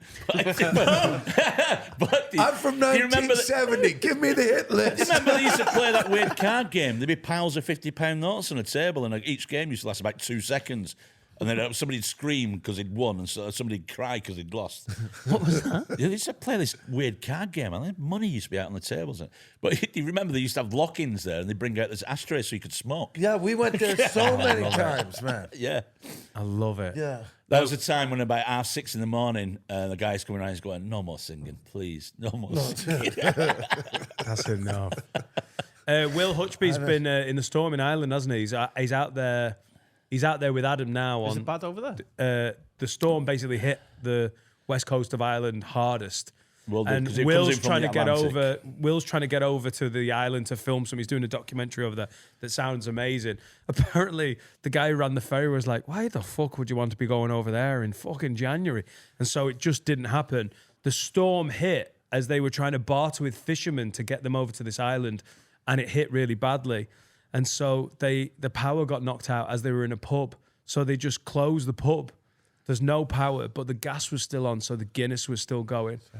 And the first thing that happened, as soon as all the power went, they were like, "Quality, get the ashtrays out straight away." Brilliant. We're doing it fucking. Where were they old getting to? schools. They're going to Arran Isles off the west coast. I like Will would be Where absolutely. they filmed the Banshees of Inisherin. All right, you must be. Yeah, I think it's that's where I used to spend all my summer holidays in Doolin on the west coast there, from being a kid. Is that where your My dad's heritage from is Donegal. from? My mum's from Doolin in Clare. So you used to go what? You used to drive down to Holyhead and get the ferry across. Well, no, we'd be put on a train on our own from the age of 5 or 6 at Manchester, go to Holyhead, get onto the ferry, get the train from Dunleary, then down to Limerick, and my nan and granddad would pick us up in Limerick. That's amazing. Those were the days that they just and dropped that's your why kids he's allowed off. to do the voice. Because that sounded like the Blitz, didn't it? It was basically. If I'm the dripping mate, get this round your neck. Off you go on a train. I'm not coming with you. I'm busy. And by the way, that's also another reason Hong Kong is awesome, because they don't have a smoking ban. I remember going in when we were. Was I there with you, or was it with? No. I remember getting a haircut in Hong Kong, and the guy goes, "Would you like an ashtray?" And I was like, "Around all his hair? Yeah, sure, fun." You know, there's two types of barbers in Hong Kong and China. So there's one that looks like a barber's when you're looking in the street, but you just see men on their own there with a big cover on. You don't see anybody touching their hair, but you might see it moving underneath. Man, that's why I thought I got a shitty haircut. I've never had a haircut with a happy ending. Oh, I always insist on it. He charges me 30 quid. I want wanking off as well. Fucking hell. Everything's going on. Tom, you look good. I'll tell you, I feel pretty good too. I know this is a Little stupid question, faster. but do they get lung cancer like Caucasians? I feel like Asians. Asians. I just feel like people from foreign countries. It just seems like they smoke all the time. It seems like And they live till Italians. 96. Italians always smoke. It's like the French and Italians. They don't seem to have a Are they dropping? Is it just not affecting? maybe it's an olive oil smoking diet. Yeah, it's absolutely. I think it's because They smoke since the age of 11 all the their time. food's better, isn't it? We're smoking and eating bad food. They're all eating fresh food, so their bodies are healthier than But a ours. lot of old people in Yeah. this country that There's no died Iceland of lung in- complications grew up with mills going on. They never had that scale of industrial revolution in Europe where there was fucking smog everywhere and fucking filth. All right, so if you're out like in a French field in the countryside just smoking Oh, shit yeah, out you at can the age smoke. of 12, I don't you're think it's fine. a- I don't no, think I it's a- genuinely, I just don't. I don't feel think like it's they're official constantly advice. Smoking. They're constantly smoking. They're And just then- healthy. I wouldn't trust a French person that didn't smoke. I'm just so used to it. You wouldn't, would you? yeah, You go, no. I'm from France. You go, have you got cigarettes? I go, no. I go, then you're not. It's a disgusting habit. In Japan, they love beer and smoking, and they've got the longest lifespan of anybody because they've got also eat fresh fish. The every day. lowest lifespan. Yeah. What? The longest lifespan. The longest Lifespan. lifespan. Yeah, All yeah. right, there. They Right. live the longest, but they also I'm living well. you might be. I'm drinking sneak. I quit 8.5 years ago. I quit. What, yeah. smoking? Yeah. Oh, I'm gonna die, buddy. Oh. I just stopped like 5 weeks ago, man. So Shit. All right. Well done. That's good. is it? Do you feel better now? Huh? Do you feel better now? I kind of do, but I love smoking. I'm sorry, I love it. It's so was cool. great. I used to love so it. cool. But It was great in times of I'd invent crises. Yeah. So I could have a cigarette. That was a tough shit. Hang on, this is a tough shit. I need it before. Yeah, exactly. Yeah, it was terrible. It's made travelling a lot easier. Yeah. Because if I was on a train or a plane and then there'd be a delay, I'd be fucking climbing the walls going shit because I'd been incorporating smoking time into travelling when I could do it. And then Yeah. you couldn't do it for an extra couple of hours. It used to go fucking So mad. those long haul flights must have been a fucking Yeah, nightmare. they were, yeah. to like Melbourne and shit like that would kill me. Yeah. Like, well, not kill me. I'd kill somebody else. Yeah. Well, I was on the e-cigarette till recently. I'm 2 months off it. But when we went to Nashville, I was in the middle of the vape thing. And like proper smokers would be like, it's not fucking proper. But when you're in the grip of it, it's got nicotine so in it. easy. Yeah, but it's so... The thing with Is it e-cigarettes nicotine is in it? yeah, You're constant- addicted to it's nicotine there. It's then? there all the time. We had a business class upgrade, basically, so I could vape under a fucking... Like, yeah. they gave me a blanket. Hold I on. was in business class. It's such a chavvy move to be like, thank you. The guy looking after was like, Mr. Nightingale, is there anything more I can do? I was like, no, thank you, Stephen. What, happy ending while I'm vaping. Now I feel. Can I have a haircut as well? just a bit off the back. For 2 weeks after you finished, you were a gobshite though. Yeah. Was I? Yeah. Yeah, you were just Not a bit like a gobshite. You were like aggy, you just yeah. like you were really like. Yeah, everything but was what- getting you. But that's Why would you natural. have to? Why would you even need a blanket? Because what I've learned about vapes is you can smoke anywhere with vapes. You can smoke in a plane, Yeah, we don't set in the bathroom. I don't British know how Airways many. don't agree, though. They don't set off smoke alarms They or don't anything. set It's off a bullshit. smoke. Who gives a fuck if they disagree or not? All you're doing is. It's water vapor. Yeah, I Yeah. care if they disagree, because if I get bullets on a I'll tell you plane... what about vapes. I know I'm not ruining anybody's holiday here, but I know they're not checking a lot of vapes. People are buying vapes from abroad that might have, say, some other oil in it. Oh, Yeah. And people are just going through customs with them. They don't care. They don't fucking A give guy a in shit. Dubai got like prison time for that. Did he? For taking, Oh, for having a for weed taking vape. a weed vape to Dubai, and you're like, that's just drugs, and he got like 2 years in jail. Oh, shit. Wow. Yeah, I've gigged in Dubai, and we were lucky to get that cocaine in that time. So. Yeah. But he's got a massive arsehole. Well, it's Yeah. the same here. Half a kilo up his, half a kilo up mine. It's fucking great. 2.5 pounds Yeah. right in here. Remember when you fought a bag of bust in your stomach? That was a fucking... What a party that was. Yeah. I don't even know that you're joking. We were talking you down off that roof. Mick, let me lick your tummy. It's coming through. Everyone's snorting Mick Ferry's belly button. Get on the center. Oh my God! Did you do anything for quitting? Did you do? Champix. I'd tried everything before, and I did the drug Champix, which was originally it was an antidepressant. But what it does, it gives you really weird nightmares. I quite liked them. I thought it was fucking brilliant. It's a strange sensation, and it's bizarre. So you keep smoking, you start taking it, and they said keep smoking for 7, because about day 7 or 8 you'll just stop. On day 7, I used to smoke 40 a day, and I've gone to bed on day 7 and gone, these are shit, these aren't working. I get up the morning after, take the dog for a walk. I'm on my way to London, so I'll take the dog up for a walk before I'm going to get the train. And I come back, I think, I've not had a cigarette yet. So I light one and go, ugh. Don't even know why. And then that was it.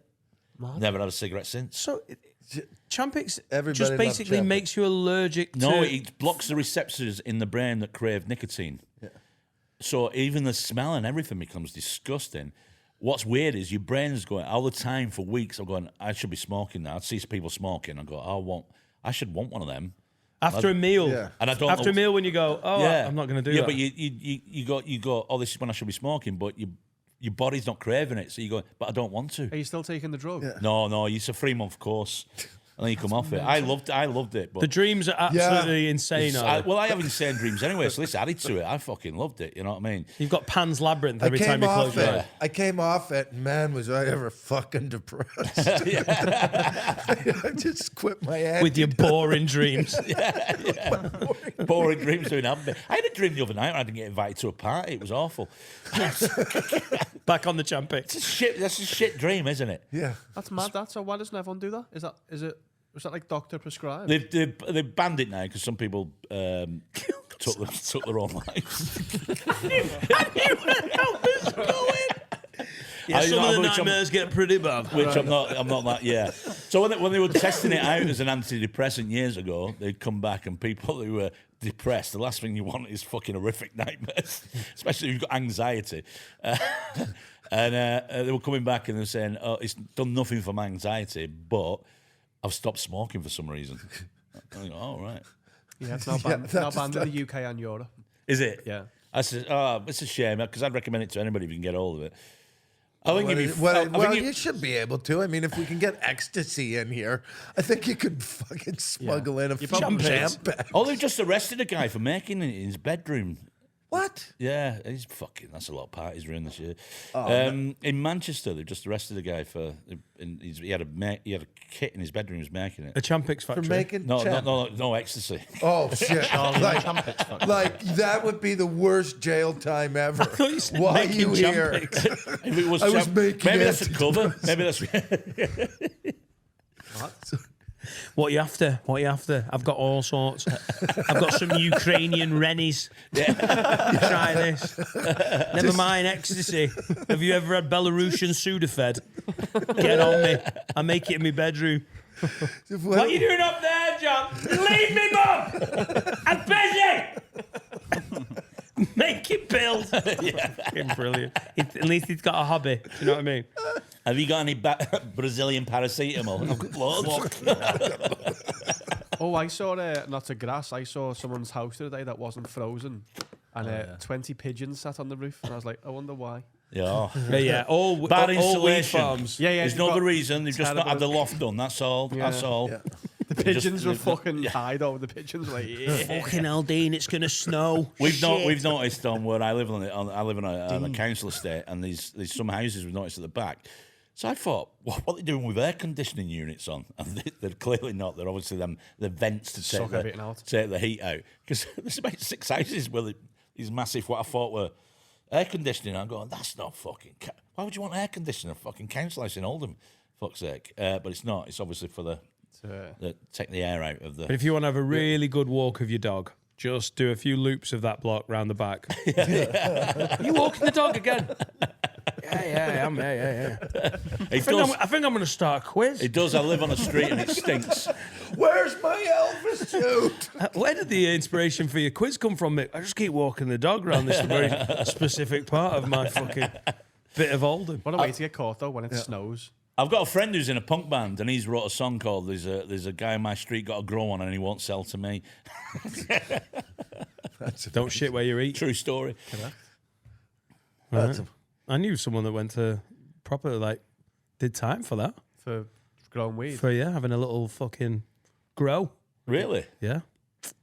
How long ago was that?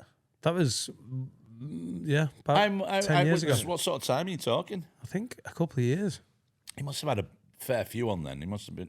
Yeah. She did, yeah. She did. Oh, she did. All right. Oh, I know what you're talking about. Sexist, all of us. Do you? Yeah, I do. Oh, right, yeah. Yeah. Cool. I don't. Who is Is it a comic? Huh? Is it a comic? What comic was interesting enough to have a fucking a weed grow? Just the mutual No, friend. no promoter. Was it? Who? What? Yeah. The big giveaways when you got paid in weed. Oh, I love those days. Shut up. And we can That cover was the best. we can cover That the would've been hotel in better. Rizzlers. That would have been better for Dan because we already know Dan doesn't like asking for it. So I could. My first weed transaction. It's where we were 15 at school, and we'd all got enough. We'd all got enough. Don't stop. We 15. 15. We did this. We were talking about this before. It's funny that you. We just got enough change together with a few of us, and we went to. There's an area in Oldham called Shulver. These are council flats, and we've been told about this lad knocks on the door. And when he saw us, he went, "Oh fucking hell!" And then before we knew it, because we'd had just got enough together, he went, "Right, before we start, no teenths." We went, "Oh, what's a teenth?" He said, "How much have you got?" He went, "That's for a teenth. I don't do teenths. I only do apes." Oh, fuck. So we had to go and fucking to friends' houses and search down back of sofas and take change out of fucking ashtrays and all sorts. We went back with a fucking sock of money. change. Yeah. No teenths. Never cool buying drugs with change, is it? No, is it fuck? But yet they he still took the took it. he took the change. Yeah. So it says more about him. Was it weed? Yeah. Yeah. If you're a smart drug dealer, you've got to see the future. That's his under 23s, isn't it? That's the youth. Plus, that's also Give it enough- untraceable pennies. Yeah. Yeah, you could. That's untraceable. It's what? I don't think he's laundering pennies. Yeah, that's what I'm saying. If he's dealing in big dollars, He's set you up got to launder, but you can't. he's got, pennies are he's easy got a to slot launder. A slot machine outside his house. Just put it in that, please, for me, mate. Who wants to play pachinko? For what? Pachinko. Let's go get play pachinko. Ding. Yeah, man. I thought we weren't doing the accents. You said I am. What's pachinko? It's all right. He's old. It's a game in Japan where gambling's illegal in Japan. So everyone goes. Is it? Everyone goes to pachinko parlors to play this game. They love it, and then at the end you win like coins to take home. But then there's a shop near where you can exchange them coins for money. So you're not technically gambling. They're buying the coins off you. And So how does the winning. game work? What is it? What do you do? Oh, it's like balls dropping into holes, and it's fucking mental. It's stupid, man. You know what it's like? What's the game where they got it's like a penny drop game? Yeah. What's that called? Tipping point. Tipping point. It's pachinko's like Oh, is tipping it? point, except you got a little marble and it's got to roll down into some. And if it goes ball. down to times 100, I've seen them online now. Shocker. And Yeah. if you speak to anybody in Japan, they're like, I don't play pachinko. Yeah. No, I don't play. Really? But So there's a everybody- shame in it. Yeah, because you're not meant to gamble, and it's that's gambling, superb. even though it's not gambling. Pachinko. We love gambling. Is there any Japanese communities in the Northwest we can set up a pachinko alley? Is Bing. that what it's called? An alley? Pachinko room. Just have it in a secret room in the back of a pub. Just you here for a drink of pachinko. Dressed as Elvis. Mick, I'll put $5,000 into that idea. I think that's a winner, man. We found a winner. And then we give them coins, and like you said, that's untraceable. Yeah. These pennies. Don't tell them where you got them from. Underground pachinko in the UK, yeah. That'd be amazing, man. Good. They will. If Japanese people love it, but they'll never say they will. Oh, I've never been. But Really? every parlor is chocker at all times. So have you? We would have gone pretty good, me and you, because we love gambling. Well, yeah, I know. I've stopped now. Have you stopped? Do you still go to meetings? No, I left the meeting because I wanted to go gamble. I go every now and again when I think I've had to bar myself from every casino in the UK. But, I remember. but I've got a friend of mine, good friend of mmine. There's only 2 years difference between us, but he doesn't realise that every now and again he signs himself into casinos in the country. Because I know his date of birth and his address. What's your game? If I can sit down sober and play poker, I'm all right. Yeah. But I'll never get to a casino sober. Nobody I go in, I'll start off with blackjack, and I go, this is shit, because you're playing with somebody stupid on the table. And then the roulette. It's the roulette that always gets you. Adam's bad for the roulette. Because you think, what it is, it's stupid gambling, because you think, oh, I can win big on one fucking bet. The odds are ridiculous. Yeah, you're not going to. Yeah, you're not going to do it. But I've had nights where I've walked away a casino and you've walked away with money, and I've had nights when I've had to make excuses like I've got home at the weekend and gone, and she's gone, where's the money? I've gone, oh, the back's in it. I can't believe I lost it in the cab. Yeah, I've done that one. I've done that one twice. Yeah. Like my Trudy's like, man, you really got to keep a hold of your money. Yeah. And I'm laughing because if you see me or Mick in a casino in the afternoon, we didn't just get there. Yeah, that's last night. Like we have been there. We've The been, worst thing. We've been on the road together, and you Yeah. know, people go, "What are you going to do tomorrow afternoon? Me Go for a and bit of Mick are lunch." like- No, we're just going to stand in a Buc-ee's all day. I went to a casino for the worst. first time last month in Vegas. I've got no gambling tendencies at all. I was like, I want to That's play brilliant, I was if like, you I want to haven't. play blackjack because I'm there when in Rome. And I was playing it, and I was up and down, and up, and I ended up, and I was like, I want to keep playing. I was like, I've got no gambling tendencies, and they're getting me. Yeah. I'm like, fuck knows if you go It in grips there. you. If you go in there and you're a gambler, you're fucked. The worst thing you can hear when you're a gambler and you got a problem is a bad gambling story, a shit one. So I've got a good friend called Alex. He drinks in one of my locals. I've only got 2 locals. None of them are near where I live. You don't drink where you shit, do you? No. So it's called Alex. So he was telling me, the way he talks about it, this is how he talks. He says, because he used to work in gaming. He used to do machines for gaming. He goes, I got taken out corporate to Vegas. And he says, and I can see how you can get sucked in gambling. He said, I got given some free chips. It's about $25 free chips. And he says, and I went to the tables. He said, they soon went, so I'm using my own money then. And I was there for fucking hours, Mick, and I've never spent that much money in my life. Ever lost that money. I went, I'm not fucking much. Because I'm thinking like big story. He goes, about $100. I went, what, 60 quid? Fucking, that's your story. And it took you 8 hours to lose 60 quid, you prick. That's not a story. What the fuck? I lost 60 quid just walking through the door of a casino. But yeah, the grip, I was like, oh, fuck. I want to play this, and I had to stop myself because I believe you go in there as a gambler. Do you think it's a gene, Mick? Do you think it's actually Well, my like dad a had gene it. in it? But Yeah. then my mum had it. My mum was addicted to drugs. My dad was a gambling addict, so I'm a gambling addict, and I am too. probably borderline alcoholic and I am too. drug addict. Drug addict. We got all free, buddy. Why did degenerates always make the best podcasters? Do you know why? Because otherwise we'd be like, and then this time, £60.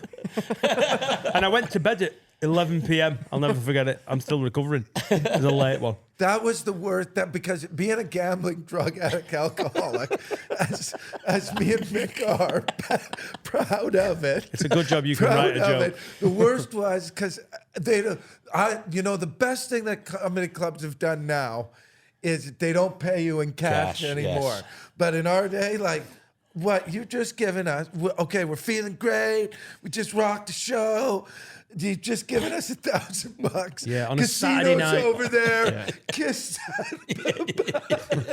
I'm calling my drug dealer. What? We're in England? 24-hour booze? Got me a bottle of Jack Daniels because I'm going to need it after I lose this 800 pounds. Yeah, that's too easy. Saturday night, you get like Yeah. 5 shows money right at the end of your Saturday night. That's why I have a prepaid debit card now. I have to. So what I do with the so it's for when I'm not in the area, when I'm leaving home for the weekend, if I'm away on a few days. Smart. So I set up with my debit card with what I need to survive, and then I have no access to anything else because I know what I'm like. Yeah. I've got a That's few really drinks. smart, I might man. be on my own. I've done it. The problem is it can start happening. The circuit's it's not that exciting, you know. So there's not a lot of stuff to do. There's not a lot of people who drink or whatever. And Not they're anymore. They're all going to bed. They're all Yeah. writing stuff, even though they've not done anything new for 20 years. And it's just an excuse they don't want to meet you for lunch. You're coming out for lunch. You're like, no, I'm doing some writing, Mick. How are you? Yes, what mate. for? I love that excuse. Mate, I've written so many scripts just to get out of having a fucking ZZs with some cunt. Which is fine. Great. But- Which is that you know when they go, I I'm don't- doing some writing, I'm like, well, fuck me. Yeah. Well, it'd be interesting to hear it tonight because I've not heard you do anything new in 20 years. So that's how it works tonight. But I'll just say to him, I'd rather you just say you don't want to do lunch. That's fine because I understand Yeah, it. yeah. Sometimes you're away, you just want to fester in your room and watch a bit of catch up on TV or whatever it is you do. But what can be bad though is when you're on your own is you can be the only one back at the hotel after a gig. And it gets to 1 o'clock and you've only had a couple of pints and you're fucking bored. And that's when you look out the window and you go, is that a Groves? No? So have you rung all these and gone, my name's Mick Ferry, Yeah. don't let me in? Well, and I got in touch with them all. Right. Yeah. And they have a database because I'm sure yes, we do, Gamblers yeah. Anonymous have yeah, like we do. Right. Luckily, they don't use facial recognition, so you can sign in as a guest, but only take away usually 1,500 quid. That's the maximum you can actually leave. with. All right. I was okay with the casino. I had to ban myself from the online ones. Those are Right. the ones. Yeah, I I've only got rid of kept all them one. as well. I've got one account left. I Foxy banned Bingo. from all of Foxy Bingo. I'll never let go of Foxy Bingo. Yeah, and then plus I did what you did. Fucking limit, man. Yeah. Like $500 in a month. That's it. I'll fucking take your buddy's Yeah, $60 story. I had a down. Ladbrokes one, and I had Yeah. an hacker came up, and I had about. I just got the Ladbrokes one. It was the first weekend that I had a bet on it. Yeah. And like 20 quid of that was a free bet, and I put this hacker on, and it was like 460 something pound I won. So I went, oh fucking great! You know you should cash out. But I don't, because No. my brain goes, oh, spread that over 5 bets now over the weekend. You're gonna fucking make a fortune. And And then I'll- Sunday I'm looking at the results, going. How much have I got in my account? Oh, I've got a pound. I've got a pound left. That was a £3 though. You know what? My lying skills are going to go up a level after this. What did you get to when you banned yourself from all the casinos? What was the point? It was to a point where basically nothing. I won't be able to pay the rent. I won't be able to pay the rent. I'd be going home. You know what I mean? It just Got tired of lying. lying as well is bad. She knew. My partner knew. It was making me. I was unhappy with it anyway. Yeah, but it's a thing with any addiction. It fucks you up. It makes you unhappy. Self-loathing It's through the roof. self-loathing and also fucking thoughts. Almost like you'd have another weekend where you've lost everything that's in your account, and you'd be back in your hotel room thinking, "Fuck it, I may as well just fucking end it right here or whatever." You know, that's the only way I can end it is by. That's the kind of thoughts. That's the kind of thought process you start doing. And then you get a I'm gonna knock say- on the I'm gonna door say, from guys, Tom I- going, hey, I got an extra 50. You want to come to the casino with me? I don't- Thanks, Tom. I was just thinking about offing myself. I don't know if you guys can do this pachinko thing we're talking about. I'm starting to realise maybe you're Me not and the Mick business are partner. going to Japan tomorrow. I think the best people to run gambling institutions are probably gamblers. Yeah. We know how to keep you in. So did you just overnight go, right, I'm going to do everything I can to change this? No, it's a process. So I went to a couple of meetings, which I didn't tell anybody about, and I found them awkward. They're embarrassing. Then you hear some fucking stories though. You go, fucking hell, I'm not that bad. At least I'm not had to bury anybody. That's why I left. That guy's a gambling alcoholic. I just lost my rent money. But the idea is you've got a problem gambling. If you've got say £1,000 in your account and £10, and if you only got a tenner and you can't afford to lose that tenner, you do it. You've only got that grand and you can't afford to lose it, but you do it. You've got a problem. You know, you shouldn't be doing it. I mean, I will help out every now and again on social media late at night if people are up, because it's a dangerous time early hours of the morning. I just tell people, I say, I get a gambling problem. Anybody needs to have a quick chat or anything, and then get me DMs, and I'll just say, talk them through the process about trying not to do it. I've got good. I notice the trigger warnings because I won't go out drinking in city centres anymore. If I do, I'll make sure I'm back at my local for like 9 p.m. Where I live, because there's casinos in cities, and I know what I'm like. I won't go out drinking in Manchester late at night now anymore. No way. Right. Because I used to lie to people. They go, "Oh, Mick's got off home early tonight at like 11 o'clock. I've got to go now, lads. I'm getting the last bus." Well, you don't ever get a bus home. You always get a taxi. I'm getting a bus tonight. First then I'll be in a casino. Mad. First he doesn't well, want to done, come man. I'd to have Easy's, planned it. now I'd he's have planned it. ditching us at I'd have night. planned it from about 8 o'clock that night and gone, right, we'll make sure we get drinking round this area.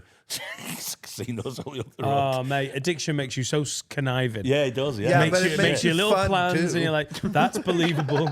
Addiction. If you don't have an addiction, you're boring as fuck. You know what? You're the new comic. You're a new comic. Like what? You're not getting wasted before the show? Whatever. Hit me. Tom, you're on in 5. Just a second.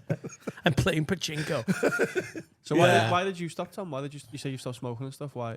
Well, I'm like Mick, man. I'm just getting older and I'm worried about my mortality. It has nothing to do with addictions and all that shit. But I'm still I always have my hand in the game just a little bit, you know, just a little bit, because I don't want to because I like all that stuff. I'm just really bad at moderation. That's me and Mick are extremists. We're like that's. I always laugh. Yeah, that's the reason why that terrorist cell went out. Yeah. We were too extreme. Yeah, You know, Fucking hell, the you things- plan to go to a casino and then you're at an Al Qaeda meeting. We're extremists. Yeah. totally. And man. those guys have got problems. You think you're a terrorist? Wait while you're in one of their meetings. Wait till you see me. Wait till you see me and Mick in a grocer. Then you're gonna know what fucking terrorism really is. I don't terrorize other people. I terrorize my family. Okay. so do You you, They're pussies. scared as fuck to give me money now. do you mean you feel like you're going to lose your edge if you lose all them parts of your life? Kind of. Because We you were need an just edge. talking about this, though, man. Me and Dan were totally. He made a talking. really interesting point about because I'm still battling with my stuff, and like I'm just coming off a weekend where I fucked up and got seriously fucking told off, and like I'm totally in the wrong and Laura's in the right, and she's still upset about it and everything. And you're like, Tom made a great point about like if you do something, if you've got a vice and you keep doing it, I think you got into it because it feels exciting. Yeah. And it's an adventure. But if you just keep doing it over and over again no for longer fucking an ages, adventure. where's the adventure in that? Whereas what you said was brilliant. You were like, well, what if you were sober and had to do your life without all that bullshit?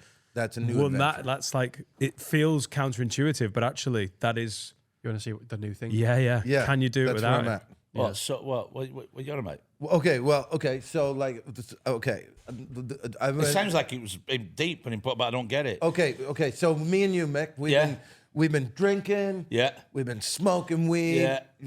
And why did we start doing it? Because we were sober and we wanted that adventure. We wanted to get out of that. Yeah. Right.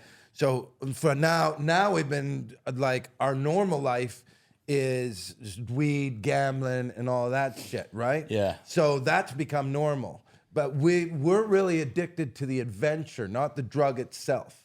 You know what I mean? So now that we've got this life has now become normal, the only adventure is to not do it. And, Wow. And I'm going to tell you. I've got a great excuse next time I get told off my partner. Yeah, you don't bingo, understand. You don't dingo. understand. I'm an adventurer. You can't stop me from being an adventurer. Mick Columbus.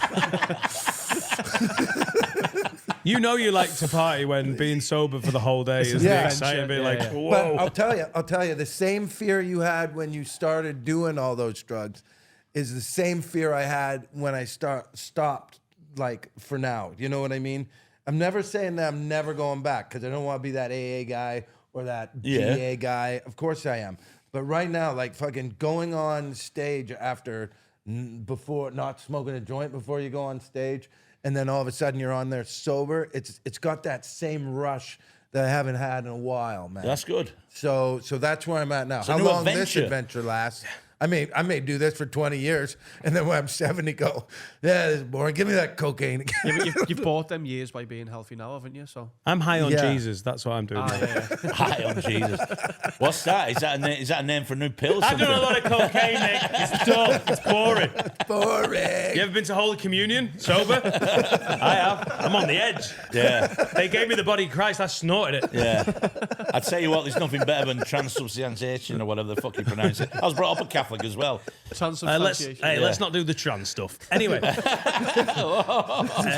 It's what he died for. That's what he does. can we have a break? Is that all right? Can we have a break? Why were you going? Where are we? we're just, after every trans joke, we have a break.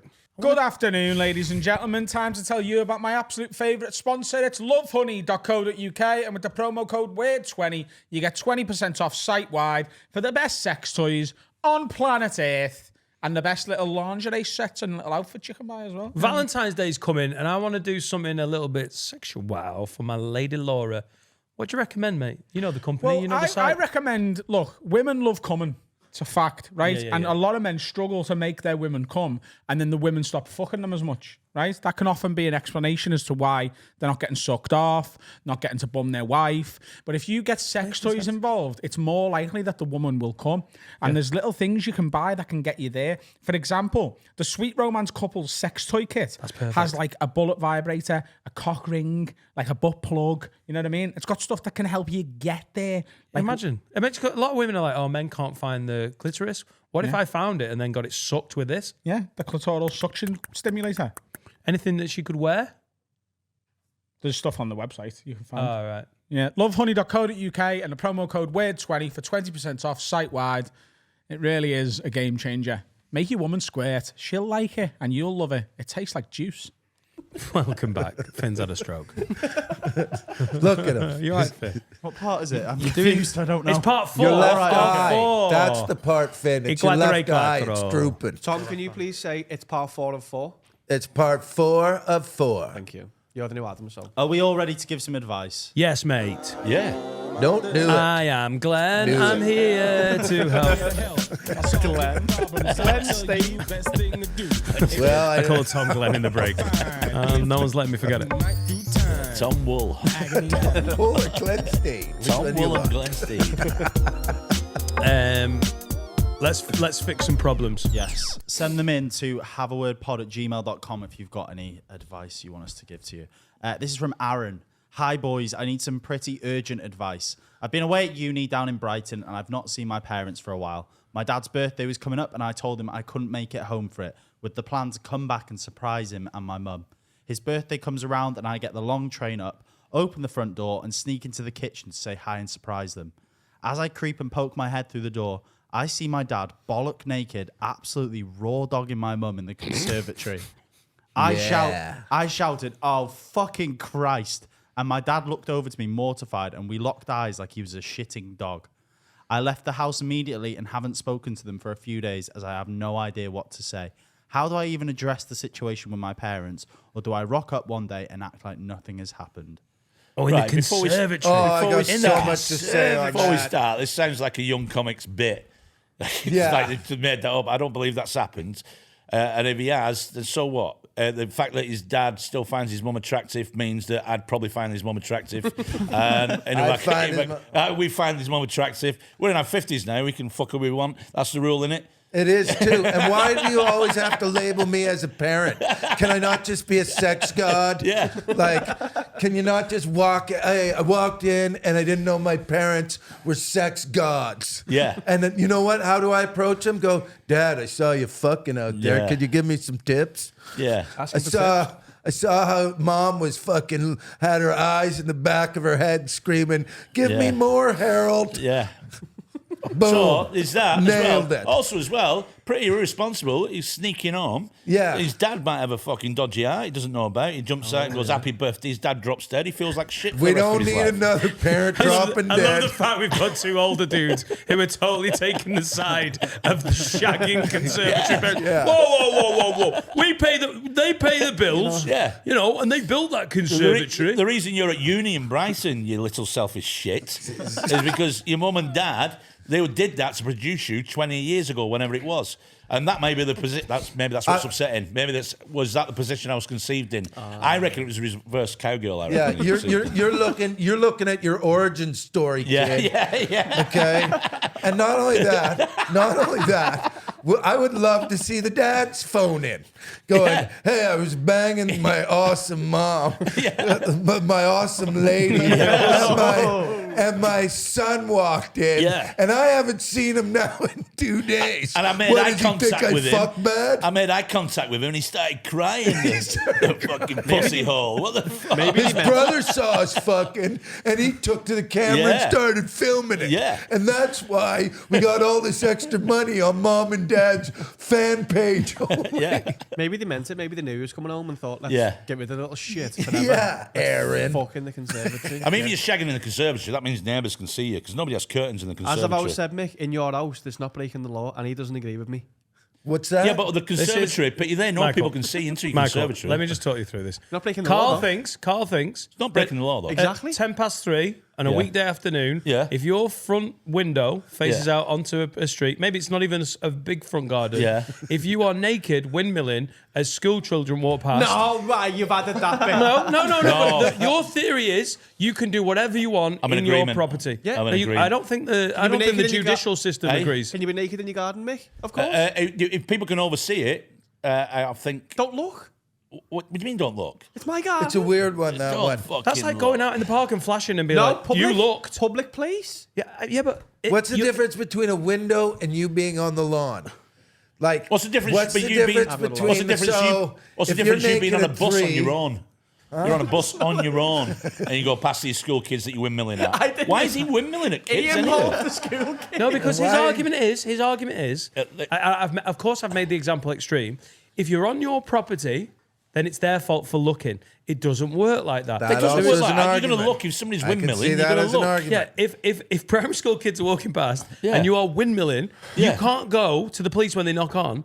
It's my property. Why were they looking in my window? Yeah, Because you've got your curtains up. So if you're in your bedroom naked and someone walks past and goes, "Oh God," yeah. what's the difference? Yeah. Right? No, maybe. But do you honestly I'm gonna think try if it someone makes a tomorrow. complaint, Yeah. the I've police got are a going to knock window. on and go, "Can we get the description of these children because they're perverts and they're going down?" I think it's you that's going to have the problem, innit? Like, oh, sorry, officer, I won't be naked in my own house. You can Carl, be naked in I'm your own gonna house. do it. but- I'm but- going to do but- it tomorrow. But at school when hours, I get don't back, go near the I'm window. going to go in the front window and I'm going to fucking windmill and we'll find out who gets arrested. Not Yeah. you, it's your house. Yeah. Arrest these Actually, no. pervert kids. It's indecent exposure. If somebody's seen you naked and they find that that's upset them, it doesn't matter where you are. Can you sunbathe naked in your own garden? Can you still what? Sunbathe? Yeah, What but does this somebody have can to do report you with for it. Aaron? You can get in. Really? Yeah, you can. That's Yeah, mental. yeah. Because that might upset somebody. I don't know, mate. I don't know. I So feel we naked haven't in your answered own their garden. But the argument of you can do whatever you want on your property, So I think you're has saying that limitations. you as soon as you get in, all your clothes are off. I'm that's usually it. naked in the You're house. naked all around the house. Usually, everywhere you go, even if you're frying something. No, No, exactly. Nobody's Unless naked you frying. got do is step death. back. That's extreme. I step back a Yeah, bit. but you've probably got an air fryer now. Anyway, I have. So, yeah. So He only got it to get his dick out. yeah, exactly. Yeah. Yeah, dude. That's how I judge temperatures of sauce with my willy. Yeah, that's That's right. ready, that. Yeah, exactly. That's yeah. Sriracha's just I'm usually right. naked in the house. You are usually naked in there, so that's all right. Yeah. So what are we doing with Aaron and his parents anyway? Yeah. Anyway, yeah. Yeah, listen, are they British? Just do what every British person does. You push it down And you deep, don't deep, talk and about you it. never ever mention You it. never mention again. it. You Have don't any of mention you it again. ever been caught or? Yeah, I got caught. My dad walked in on me having sex with Katie Lambert. Why did I just say a full I name? called my kids and said, "Get home. You're never going to believe what I'm doing." Come to the conservatory. Come to the Old Papa Glenn's having a In great fact, time. when you walk by the window, you'll get an idea. Yeah. Yeah, Yeah. I've not been caught, but we had the kids come home once and go, "Why are you mum covered in bruises?" And I said, "Well, we tried something different and it didn't work." Man, I'm not being inappropriate. Oh, that's so bad. The kids got home and like, what you two been up to? Nothing. Are we having fish? Why have you got a black eye, Dad? Yeah. Because I had the best time of my life. I think you should bring it up, and it'll kill it. Then I don't think listen you to saw should- you having sex, and it was grim. I think you're insane. No, I think I'm with you, Carl. I think he should go, Dad. I'm so glad. Imagine if they weren't. Now he at least knows his parents are happy. Yeah. Imagine if he came in and they just sitting on a couch, just staring at each other. Going, He might "I'm too give scared to it. See, leave he you." doesn't know. His dad's But, probably like- at an age now. He's probably taking Viagra or something to help him. and he's probably already got erection issues. And now seeing that could traumatise him now, and he might never get an erection around his own wife again now. No, he might never get one without seeing his son. Well, that's the worrying thing as well. And Yeah, then he makes that call. Yeah, Because you might imagine he came. Son, we're not home. Then he's behind his mum and getting a picture of his son. What are you doing with them school photos?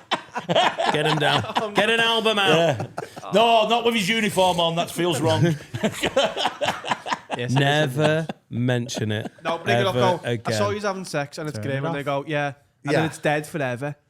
Yeah, Rather than going, if the Bulls. sex scene comes in the telly and you're like, oh.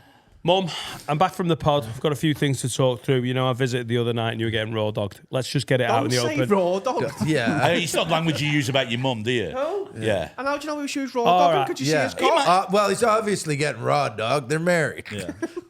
If They're married. and she's Okay, obviously they're of a married. certain age. No, hang on. I do we not know that like they might have a pool table and they might be playing pool naked and he's helping her. He's just behind her. It's just an innocent thing. He's just saying, this is how you do What the do you shot, mean Margaret. might? That's right. like And then go-to she's going, move. oh, yeah, I've never been able to do that before. Because this kid doesn't know the difference between naked pool and Snooper. he's raw dogging. Oh no, they're into snooker. You just say I was checking your mum's temperature. Cock up With her me ass. cock. That's done that. you got I'd a wait fever, Helen. Wait till he's on his deathbed. Wait till he's on his deathbed, and the nurse goes, "He's not got much time." And you go, "All right, cool." And you just whisper in and go, "Hey, do you remember when you raw dogging mum in the conservatory? Do you remember that look between us? See you later." Yeah. Yeah. Well, And you know what would happen? You know what? That would have been the best gift to him. Going, yeah. Yeah. Well, you know what would be best if he turns around and goes, oh, you didn't see the face of that woman. That wasn't your mum. Oh, yeah, and then dies. Oh. Yeah, just cutting off. How did you know? It depends on how old they are as well. If they're in their 80s, even better. Oh, amazing. If they're in their Fucking 80s, wild. well done. Yeah. Smashed it. Get it while you can. He's probably got a splint on it and everything. I'd burn the conservatory down. Yeah. Well, you wouldn't want to see your parents? No. Like, what? Why is parents... I wouldn't want to see Why- mine Here's now. another thing. I'm a parent, and why I fuck it ain't gross. Yeah, I'm exactly. awesome at it. But you're sexy, Tom. Yeah, you're sexy. You're These aren't sexy sexy. man. They You've don't kept in sound shape sexy. as well. You've kept in shape. You can't argue with that. Your wife still finds you You attractive. said you were white. Your You're wife- white. You're white. You're Your white. wife finds you attractive. Yeah, sometimes. Sometimes I'm committing a crime. But you're in your 50s now, so you're allowed, aren't you? No. All consensual. I always go for the funny. Tax evasion. Have we got another one, Finn? No, we've got to have a word to round the song. Oh, nicely done. Send them in to haveawordpod@gmail.com. Or if you want priority, sign up to the Patreon. You get like a VIP fucking messaging service with Harry Robbo. So this is from Tom. Lads, I need you to have a work with Ian. Where? It's time to have a work. Go on. Oh, right. I need. Is that what I said? I need you to have a word with with Ian at my work. Ian is a 45-year-old man, and no exaggeration, comes into work with a large Tupperware box filled with 25 boiled eggs and eats them throughout the day. Every single day. Cool They have and to be- Liam. They have to be pure, sweaty boiled eggs, though, that have festered in this box. No Scotch eggs or anything else is acceptable to him. One day, he left his eggs at home and his wife came into work with emergency eggs for him. HR have put out written warnings and banned him on 2 occasions from eating boiled eggs in the office, but he still manages to sneak them in, and he fucking reeks. He started coming out with us for a smoke break and eating his eggs there whilst complaining that the higher-ups are trying to shut him down. Egg break. It's getting to the point where I'm having genuine thoughts about quitting. Have a word with him, as I don't know what to do. The smell is unbearable. Are you allowed to do that in a workplace? I've never really had a proper job, but I imagine they've got like rights to where you can't go, you can't eat that. So I'd say, I'd say, Weird. I mean, what, it's like a version of Cool and Luke every day in work. I mean, I think that's Why- what, unless he's got I don't some, get the like, reference, Mick. Cool and Luke. Cool. It's an the old film movie. with- Wait, it's an old movie. It's an old movie. Is it a pool, with pool Paul shop? Newman. Yeah. Is it a pool no, shop? it's in. Is it in Cool and Luke? He does. Yeah, it's in. Where Yeah, he's in it the is. prison. Yeah, and he He's eats in the the eggs. prison. He eats 50 eggs, boiled eggs, Yeah. hard-boiled eggs. Some people have to eat them because they have conditions. Secondly, I don't believe that he's eating 25 a day and his wife comes in with emergency eggs because that's a fucking bizarre relationship. I've got a feeling your fan base are making shit up. Yeah. And thirdly, have a Do you know what? Adam's not here, but it feels like he is. Because honestly, that is Adam's shtick all the time. And then we go, Adam, let's just roll with it. Well, And so Mick's gone, I've got this one, don't worry about it. What a load of fucking shite. I had a job once where in the canteen, there's a guy who used to come in every day, same sandwiches, his wife used to make him, and every day it was half a pork pie wrapped up in cling film, right? And then he'd eat the half pork pie, and he'd work there. He'd never had a day off in 20-odd years. And everybody was always puzzled why he only had... They used to take the piss out of him. Here he is with his half a pork pie. What the fuck? He's not man enough to eat a fucking full pork pie. And he never said a word. He comes in, he's off for 3 weeks, never been off before, comes in. Everybody's going, where the fuck have you been, you lazy bastard? You know, taking the piss, fucking work banter, shit banter. He opens his lunchbox, and now he's got a full pork pie. So they're all going, oh, your fucking wife's let you have a fucking full pork pie now and all that, have they? They've let you have a full pork pie. Why weren't you in for 3 weeks? And he just turns around and says, my wife died 3 weeks ago, just buried her. And if you want to know about the pork pie, for every day for the last 25 years, we've shared a pork pie. And I'm having her half. Oh, that's beautiful. No, it didn't happen. I made that up. Oh, yeah. So I'm just saying, if I can make that up. Mick, you got me there, you know. By the way, if anyone ever did that in a real work situation, the only response would have to be gay. There's no comeback. Mick, do you want to write for us? Yeah. Oh, Mick, you tugged on my heartstrings there. So yeah, Mate, this cunt's one of the best bullshitters. Do you know he starts rumours about people forget I've done it. just to see if it gets back to him on the circuit? I know that. Like famous comedians, you know he's gay, yeah. And then I think there was a rumor that I'd heard, and I was like, oh fuck, I just brought it up in a dressing room one time, and your face, you look so pleased because you went, I think I fucking started that. That's absolute bullshit. Love it. I love it. Such a good bullshit. But the problem was I'd start something and forget I'd started it, and I'd be in a dressing room like months after, and people, have you heard about that? And go, what? That sounds fucking awful. And then in the back of my head, I'm going, why does that seem familiar? That was quick, that, Mick. Well done. I think you can tell a lot about a person by what they have in their packed lunch. Do you know? If it's all egg, when people open up their packed lunch and it's just fucking mental, and you're like, oh mate, you're a bad gimp. What are we doing with this? Well, I had a friend. She was I've known her a long time. She was an actress. She still is an actress.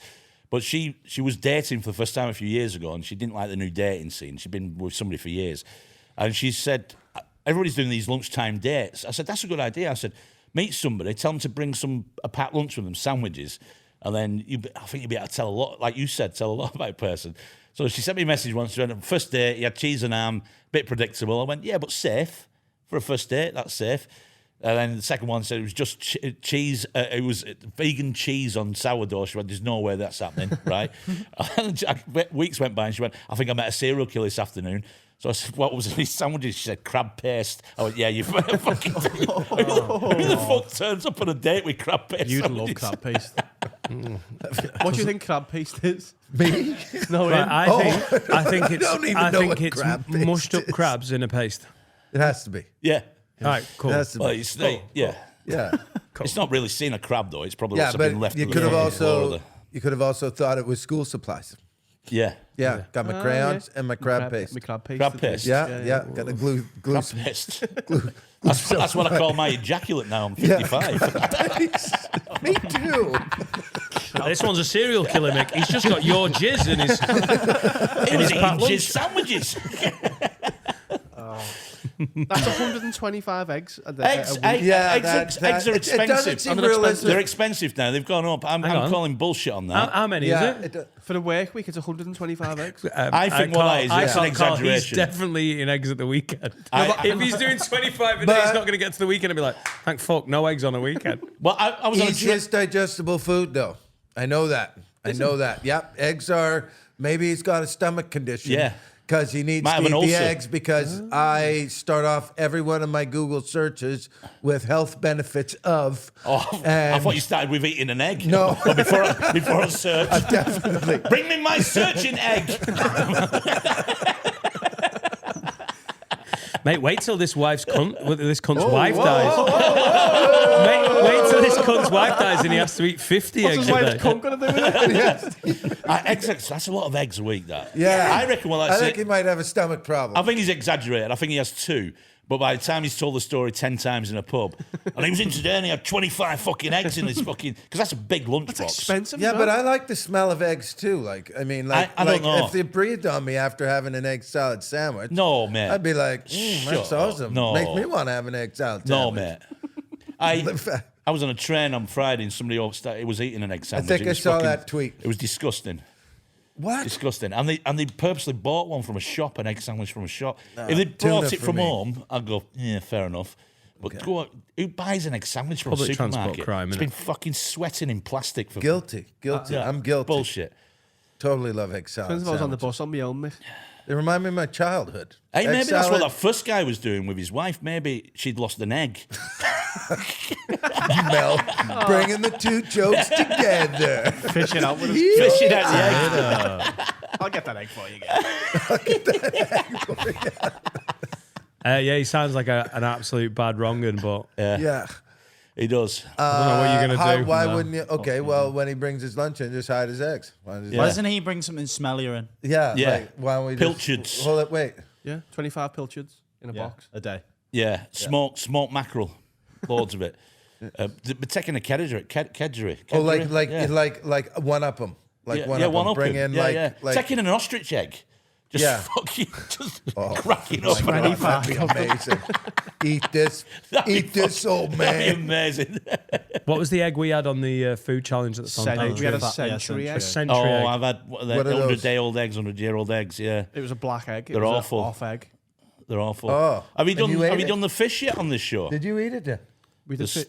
stour. No, We got sent no, it, we've- but we refused to open it because it ruins the. We couldn't. Work Yeah, in it. you're supposed to open it underwater apparently. Oh really? Yeah, but why you'd fucking eat it, I don't know. I mean, but I So watched is it- that Norwegian or Swedish or? Yeah, it's, like the it's from smelliest Scandinavian. fish. It's fermented fish. It's But I watched all the videos during lockdown because they were hilarious. You get like big biker blokes going, just been sent this from somewhere in Europe. This piece of kit, and they open it. They go, they cry. Isn't Yeah, there we're not doing that as a damn versus. Isn't it a vegetable, but it's illegal to transport it in public? There's a fruit, isn't there, that smells a like fruit? Yeah, Yeah. Yeah. It's illegal to put it on public transport. that's right. Yeah, Because like it will literally just like make people sick. it smells like a rotting corpse. apparently, Durian. Durian. D-U-R-I-A-N. durian. That's it. Yeah. Yeah, it's pungent. You're not allowed. I went to school with that called durian. Julian? stunk. Yeah, he wasn't allowed on public transport. He loves pachinko. Anyway, shall we call that an episode, everyone? Yeah. Have we got? Listen, let's do a proper plug. You're on tour still. There's loads of dates. We've already done that. Where can we find the Spotify is your special? What's it called? What are we searching, Tom? Okay, you gotta just go on Spotify and hit Tom Stade. You'll hit artist. What I'd love you to do is follow me. The album's called The High Road, and it's easily one of my best ones. Although all of them are awesome. What's a comedy album for somebody who doesn't know? Yeah. Say that again. What's a comedy album? Like explain that. Come on, Oh, go- comedy go, album you is old fucker. it's comedy, except you don't get to see the person. I know. Listen. I know it sounds like that's someone who's an only album. done Netflix. It sounds mental. If you are driving, try listening to stand up on a drive because it's fucking brilliant. Yeah. I used to love it back in the day when I started at the Frog. Anyone that was selling a CD, I remember Sean Collins was selling a CD. I used to love it, and it's weirdly intimate when you're listening to it. I was a big comedy geek, but I know a lot of these guys are massive comedy fans. Yeah. Try it on a drive. Yeah. It's amazing. Go, like I said, go to Spotify, and if you can follow me, I'm not asking you to follow me on any other social media, but if you can follow me on Spotify, that would be amazing. And there's 4 other albums on there that you can listen to, and I got 3 more down the pike coming. So Wow. yeah, I got 3 more coming, and yeah, if you can, just High Road, Tom Stade, you'll find me. Done. Mick, where can we find you? I've got a special on Spotify called Low Road. So Don't follow me. So follow me. Laura, I've got 8 specials on there already and 20 coming down the pipe. Yep. And he's just started an egg He's farm. the best in the business. He's Trying flying. to keep up to this guy. I'm doing fuck all, just a circuit, nothing. Where can we I'm follow off to you? Australia soon. I'm excited nice. about that. Yeah. What's your socials? My socials. What is in skills? Yeah, old man. Well, I'm pretty good at carpentry. Mick gets his buy me a record of drink, I'll achievement. talk to you. Is it Mick Ferry on Twitter and Instagram? Mick Ferry on Twitter, on Instagram, and there's a Facebook. Just Mick Ferry on Facebook, and I'm on Hinge. Well, I don't know what that is. You're unhinged. I'm on Hinge. I'm on a thing called Fields. I think it's about you meet farmers. They're into like proper dirty sex. It's awful. I heard about Field last week. It's fucking disgusting. Mad, Anyway, innit? Jack, maybe I've blew him up there. A lad we know uses it. It's basically where you go to like broaden your sexual proclivity. Like so. You find foursome, threesomes on there. You find like people who want to be dominated. Yeah. Yeah, so find Mick on that. yeah, I'm on Field. Field. Field. I'm in the farmer section. Fucking look, yeah. Parent Yeah, fucking. exactly. I'll wrestle a cow while wanking off into your face. I'd totally watch that. Yeah, but if I do it in my own home, not illegal. Have we got a song? We do. This week it's my good mates, the Blue Dolphin Wranglers. Oh, they're It's class. It's their new single, Playing With Fire, and it's an absolute rammer. So give it a listen if you're on the audio, and if not, go and check it out. Sign up to the Patreon, all that shebang. Love you guys, appreciate you. Bye, Felicia.